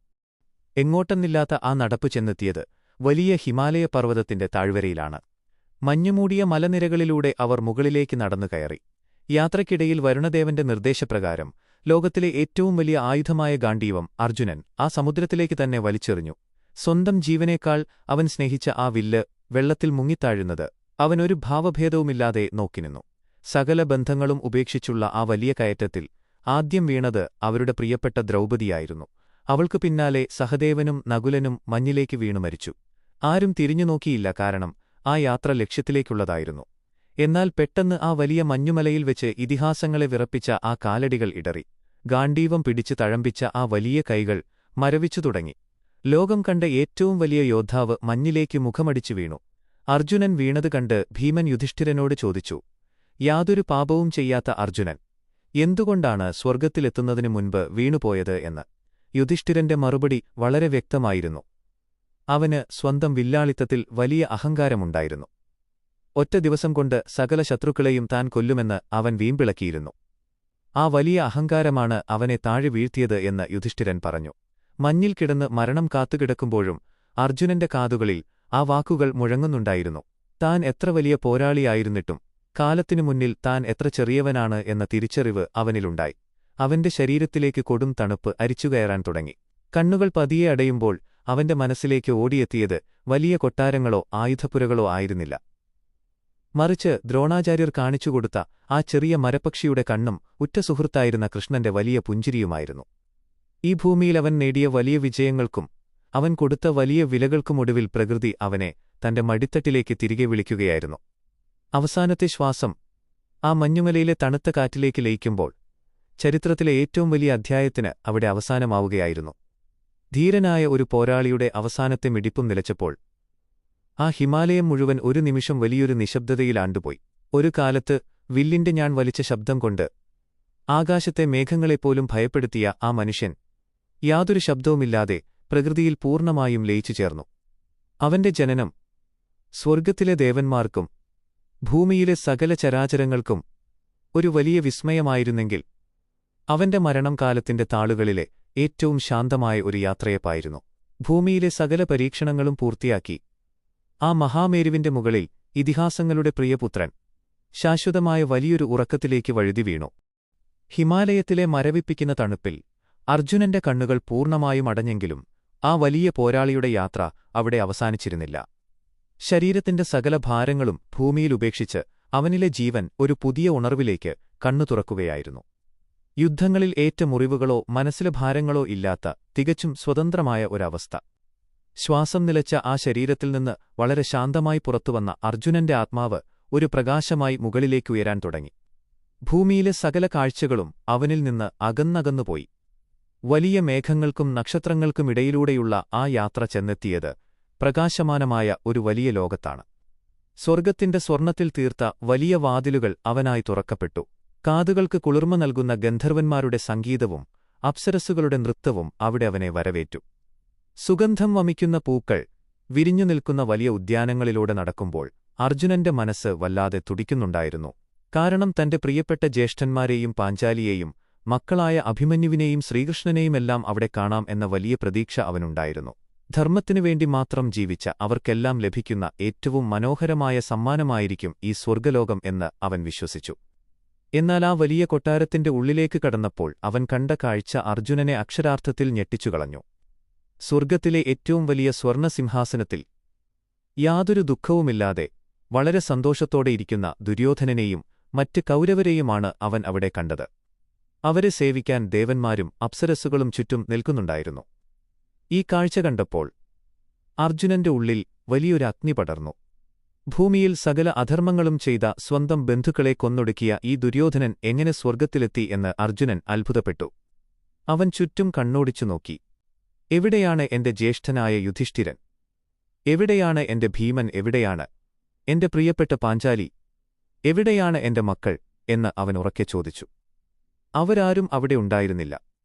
കോപം കൊണ്ട് വിറച്ച അർജുനൻ അവിടെയുണ്ടായിരുന്ന ദേവദൂതന്മാരോട് തനിക്ക് ഇവരോടൊപ്പം ഈ സ്വർഗ്ഗത്തിൽ നിൽക്കാൻ താൽപ്പര്യമില്ലെന്നും തന്റെ പ്രിയപ്പെട്ടവർ എവിടെയാണോ അവിടേക്ക് തന്നെ കൊണ്ടുപോകണമെന്നും ആവശ്യപ്പെട്ടു. ധർമ്മം പ്രവർത്തിച്ച തന്റെ കുടുംബമില്ലാത്ത ഈ സ്വർഗ്ഗം തനിക്ക് നരകത്തിനു തുല്യമാണെന്ന് അവൻ വിളിച്ചു പറഞ്ഞു. അർജുനന്റെ ഈ വാക്കുകൾ കേട്ട് ദേവദൂതന്മാർ അവനെ മറ്റൊരു വഴിയിലൂടെ കൂട്ടിക്കൊണ്ടുപോയി. സ്വർഗ്ഗത്തിന്റെ പ്രകാശത്തിൽ നിന്ന് പതുക്കെ പതുക്കെ വലിയൊരു ഇരുട്ടിലേക്കാണ് അവർ നടന്നത്. പോകുന്ന വഴിയിൽ പ്രകാശം കുറഞ്ഞുവരികയും ഭയാനകമായ ദുർഗന്ധം വമിക്കാൻ തുടങ്ങുകയും ചെയ്തു. ചീഞ്ഞഴുകിയ മാംസത്തിന്റെയും ചോരയുടെയും ഗന്ധം ആ അന്തരീക്ഷത്തിൽ നിറഞ്ഞുനിന്നു. കാലിൽ മുള്ളുകളും കല്ലുകളും തറയ്ക്കുന്ന വളരെ ദുർഘടമായൊരു പാതയിലൂടെയാണ് അവർ അവനെ കൊണ്ടുപോയത്. ചുറ്റും ഇരുട്ട് മാത്രമായിരുന്നു. ഇടയ്ക്കിടെ മിന്നുന്ന തീജ്വാലകളിൽ അർജുനൻ ഭയാനകമായ കാഴ്ചകൾ കണ്ടു. ചോര തിളച്ചുമറിയുന്ന നദികൾ, അതിൽ കിടന്ന് പിടയുന്ന മനുഷ്യർ, വലിയ ഇരുമ്പ് കൊക്കുകളിൽ തൂക്കിയിടപ്പെട്ട ശരീരങ്ങൾ. അങ്ങനെ മനുഷ്യന് ചിന്തിക്കാൻ കഴിയുന്നതിലും അപ്പുറമുള്ള കൊടിയ പീഡനങ്ങളുടെ ഒരു ലോകമായിരുന്നു അത്. അതെ, ദേവദൂതന്മാർ അർജുനനെ കൊണ്ടുവന്നത് സാക്ഷാൽ നരകത്തിലേക്കാണ്. അർജുനന് ശ്വാസം മുട്ടാൻ തുടങ്ങി. എന്തിനാണ് എന്നെ ഇവിടേക്ക് കൊണ്ടുവന്നത്? എന്റെ പ്രിയപ്പെട്ടവർ ഇവിടെയുണ്ടാകാൻ യാതൊരു സാധ്യതയുമില്ല. അവർ ധർമ്മത്തിന്റെ വഴിയിലൂടെ മാത്രം നടന്നവരാണ് എന്ന് അർജുനൻ ദേവദൂതന്മാരോട് പറഞ്ഞു. എന്നാൽ ആ ഇരുട്ടിൽ നിന്ന് പെട്ടെന്ന് ഹൃദയം പിളർക്കുന്ന ചില ശബ്ദങ്ങൾ അവൻ കേട്ടു. അർജുന, ഞങ്ങളെ ഇവിടെ തനിച്ചാക്കി പോകരുത്. നിന്റെ സാന്നിധ്യം ഞങ്ങൾക്ക് വലിയ ആശ്വാസമാണ് എന്ന് ആരോ ഇരുട്ടിൽ നിന്ന് കരഞ്ഞു പറയുന്നുണ്ടായിരുന്നു. ആ ശബ്ദങ്ങൾ കേട്ട് അർജുനൻ തരിച്ചുനിന്നുപോയി. അത് മറ്റാരുടേതുമായിരുന്നില്ല, തന്റെ പ്രിയപ്പെട്ട ജ്യേഷ്ഠനായ യുധിഷ്ഠിരന്റെയും ഭീമന്റെയും പാഞ്ചാലിയുടെയുമെല്ലാം ശബ്ദങ്ങളായിരുന്നു അത്. വേദന കൊണ്ട് പുളയുന്ന അവരുടെ ശബ്ദം കേട്ടപ്പോൾ അർജുനന്റെ നെഞ്ചു പൊട്ടുകയായിരുന്നു. താൻ ഏറ്റവും കൂടുതൽ സ്നേഹിച്ചവർ ഈ നരകത്തിൽ കൊടിയ പീഡനങ്ങൾ അനുഭവിക്കുമ്പോൾ ദുര്യോധനൻ സ്വർഗ്ഗത്തിൽ സുഖിക്കുകയാണെന്ന യാഥാർത്ഥ്യം അവനെ വല്ലാതെ തളർത്തി. ദേവദൂതന്മാർ അർജുനനോട് പറഞ്ഞു, അല്ലയോ അർജുന, നിങ്ങൾക്ക് ഈ നരകത്തിൽ നിൽക്കാൻ കഴിയില്ല. നിങ്ങൾ സ്വർഗ്ഗത്തിന് അർഹനാണ്. അതുകൊണ്ട് നമുക്ക് തിരികെ സ്വർഗ്ഗത്തിലേക്ക് പോകാമെന്ന്. എന്നാൽ ആ വലിയ പോരാളിയുടെ മറുപടി ലോകത്തെ മുഴുവൻ അത്ഭുതപ്പെടുത്തുന്നതായിരുന്നു. അവൻ പറഞ്ഞു, എന്റെ പ്രിയപ്പെട്ടവരില്ലാത്ത സ്വർഗ്ഗത്തിലെ ആ സ്വർണ്ണ സിംഹാസനങ്ങളെക്കാൾ ഞാൻ വിലമതിക്കുന്നത് അവരോടൊപ്പം ഈ നരകത്തിൽ അനുഭവിക്കുന്ന വേദനകളാണ്. ഞാനവരെ വിട്ടെങ്ങോട്ടുമില്ല. ഈ നരകത്തിൽ, ഈ ചോരപ്പുഴയിൽ എന്റെ കുടുംബത്തോടൊപ്പം ഞാനും കിടക്കാൻ തയ്യാറാണ് എന്ന്. അർജുനന്റെ ഈ വാക്കുകൾ അവസാനിച്ചതും ആ നരകത്തിൽ വലിയൊരു അത്ഭുതം സംഭവിച്ചു. പെട്ടെന്ന് ആ ഇരുട്ടും ദുർഗന്ധവും ചോരപ്പുഴകളുമെല്ലാം അവിടെ നിന്ന് മാഞ്ഞുപോയി. ഭയാനകമായ ആ ചുറ്റുപാട് നിമിഷനേരം കൊണ്ട് ഏറ്റവും മനോഹരമായൊരു പ്രകാശത്തിലേക്ക് മാറി. അവിടെ സാക്ഷാൽ ദേവേന്ദ്രനും ധർമ്മദേവനും അവനു മുന്നിൽ പ്രത്യക്ഷപ്പെട്ടു. അർജുനനെ കെട്ടിപ്പിടിച്ചുകൊണ്ട് ഇന്ദ്രൻ പറഞ്ഞു, അല്ലയോ അർജുന, നീ കണ്ടതെല്ലാം വെറുമൊരു മായ മാത്രമായിരുന്നു. യുദ്ധത്തിൽ വിജയിക്കാൻ വേണ്ടി നിങ്ങൾ പ്രയോഗിച്ച ചെറിയ ചതികൾക്കുള്ള ചെറിയൊരു ശിക്ഷയായി മാത്രം നിങ്ങൾക്ക് അനുഭവിക്കേണ്ടി വന്ന ഒരു മായാദർശനമായിരുന്നു ഈ നരകം. ക്ഷത്രിയനായി ജനിച്ച് യുദ്ധക്കളത്തിൽ വീരമൃത്യു വരിച്ചതുകൊണ്ടാണ് ദുര്യോധനന് ആദ്യം സ്വർഗ്ഗത്തിൽ കുറച്ചുകാലം ഇരിക്കാൻ കഴിഞ്ഞത്. എന്നാൽ അത് അവസാനിച്ചിരിക്കുന്നു. ഇനി അവർ അനുഭവിക്കാൻ പോകുന്നത് ഈ ഭയാനകമായ നരകമാണ്. എന്നാൽ ധർമ്മം പ്രവർത്തിച്ച നിങ്ങൾക്ക് ഇനിയുള്ള കാലം മുഴുവൻ ശാശ്വതമായ സ്വർഗ്ഗമാണ് എന്ന് ദേവന്മാർ അവനെ അറിയിച്ചു. ഈ വാക്കുകൾ കേട്ടപ്പോഴാണ് അർജുനന്റെ മനസ്സിന് വലിയൊരു ശാന്തി ലഭിച്ചത്. യഥാർത്ഥ സ്വർഗ്ഗത്തിന്റെ വലിയ വാതിലുകൾ അവിടെ തുറക്കപ്പെട്ടു. ആ പ്രകാശത്തിലേക്ക് നടന്നു കയറുമ്പോൾ അവിടെ അവനെ കാത്തുനിൽക്കുന്ന വലിയൊരു കൂട്ടത്തെ അവൻ കണ്ടു. ദിവ്യമായ ആടയാഭരണങ്ങളണിഞ്ഞ് പുഞ്ചിരിയോടെ നിൽക്കുന്ന യുധിഷ്ഠിരനും ഭീമനും നകുലനും സഹദേവനും അവർക്കൊപ്പം ലോകത്തിലെ ഏറ്റവും സുന്ദരിയായി പ്രകാശിക്കുന്ന പാഞ്ചാലിയും അവനെ ഓടിവന്ന് സ്വീകരിച്ചു. എന്നാൽ അവരെക്കാളും അർജുനന്റെ കണ്ണുകൾ തിരഞ്ഞത് മറ്റൊരു മുഖമായിരുന്നു. സ്വർഗ്ഗത്തിന്റെ ഒരു കോണിൽ സൂര്യനെപ്പോലെ തിളങ്ങുന്ന പ്രകാശവുമായി നിൽക്കുന്ന ആ വലിയ യോദ്ധാവിനെ അവൻ കണ്ടു. അതെ, തന്റെ സ്വന്തം ജ്യേഷ്ഠനായ സാക്ഷാൽ കർണൻ. ഭൂമിയിൽ വെച്ച് താൻ കൊന്നൊടുക്കിയ തന്റെ പ്രിയപ്പെട്ട സഹോദരന്റെ അടുത്തേക്ക് ഓടിച്ചെന്ന് അർജുനൻ അവനെ കെട്ടിപ്പിടിച്ചു കരഞ്ഞു. ഇരുവരുടെയും ഉള്ളിലെ പകയും ശത്രുതയും ആ നിമിഷം സ്നേഹത്തിന്റെ വലിയൊരു കണ്ണീർമഴയായി മാറി. അഭിമന്യു ഉൾപ്പെടെയുള്ള തന്റെ പ്രിയപ്പെട്ട മക്കളെയെല്ലാം അവിടെ കണ്ടപ്പോൾ ഭൂമിയിൽ താൻ അനുഭവിച്ച സകല സങ്കടങ്ങളും അർജുനൻ മറന്നു. എന്നാൽ ഇതെല്ലാം കണ്ടിട്ടും ആ വലിയ പോരാളിയുടെ ഉള്ള് പൂർണ്ണമായും നിറഞ്ഞിരുന്നില്ല. കാരണം അവന്റെ ജീവന്റെ പാതി അപ്പോഴും അവിടെ ഉണ്ടായിരുന്നില്ല. പെട്ടെന്ന് സ്വർഗ്ഗലോകം മുഴുവൻ സുഗന്ധം പരത്തിക്കൊണ്ട് ഒരു വലിയ പ്രകാശം അവിടെ രൂപപ്പെട്ടു. ആ പ്രകാശത്തിനുള്ളിൽ നിന്ന് ലോകത്തിന്റെ നാഥനായ സാക്ഷാൽ ശ്രീകൃഷ്ണൻ തന്റെ യഥാർത്ഥ നാരായണരൂപത്തിൽ ശംഖചക്ര ഗദാപത്മങ്ങളുമായി അർജുനന്റെ മുന്നിലേക്ക് നടന്നുവന്നു. ഭൂമിയിലെ കുരുക്ഷേത്രത്തിൽ വെച്ച് താൻ കണ്ട അതേ പുഞ്ചിരിയോടെ കൃഷ്ണൻ തന്റെ കൈകൾ അർജുനന് നേരെ നീട്ടി. കൃഷ്ണ എന്ന് വിളിച്ച് ഓടിച്ചെന്ന് അർജുനൻ ആ കാൽക്കൽ വീണു. അർജുനനെ ചേർത്തുപിടിച്ചുകൊണ്ട് കൃഷ്ണൻ അവനോട് പറഞ്ഞു, നരനായി ഭൂമിയിൽ ജനിച്ച് സകല പരീക്ഷണങ്ങളും പൂർത്തിയാക്കിയ നീ ഇനി ഈ നാരായണന്റെ ഒപ്പമാണ് എന്ന്. അർജുനൻ എന്ന നരനും ശ്രീകൃഷ്ണൻ എന്ന നാരായണനും ആ സ്വർഗ്ഗലോകത്തിൽ ഒന്നായി മാറിയ ആ വലിയ നിമിഷത്തിൽ ആകാശം മുഴുവൻ പൂക്കൾ വർഷിച്ചു. വേദനകളും നഷ്ടങ്ങളും യുദ്ധങ്ങളും ചോരച്ചൊരിച്ചിലുകളുമില്ലാത്ത അനശ്വരമായൊരു ലോകത്ത് താൻ ഏറ്റവുമധികം സ്നേഹിച്ച സകലരോടുമൊപ്പം അർജുനൻ എന്ന ഇതിഹാസം പൂർണ്ണമായും ശാന്തനാവുകയായിരുന്നു. കാലം കാത്തുവെച്ച സകല പരീക്ഷണങ്ങളും കടന്ന് മനുഷ്യനിൽ നിന്ന് പൂർണ്ണമായും ദൈവീകതയിലേക്കുയർന്ന ആ വലിയ പോരാളിയുടെ ആത്മാവ് പ്രപഞ്ചത്തിന്റെ വലിയ പ്രകാശത്തിലേക്ക് എന്നേക്കുമായി ലയിച്ചു ചേർന്നു. കുരുക്ഷേത്രത്തിലെ ആയുധങ്ങളുടെ ശബ്ദങ്ങൾക്കു പകരം സ്വർഗ്ഗത്തിലെ ശാശ്വതമായ സംഗീതം ആ അന്ത്യത്തെ ലോകത്തിലെ ഏറ്റവും മനോഹരമായ കാവ്യമാക്കി മാറ്റുകയായി.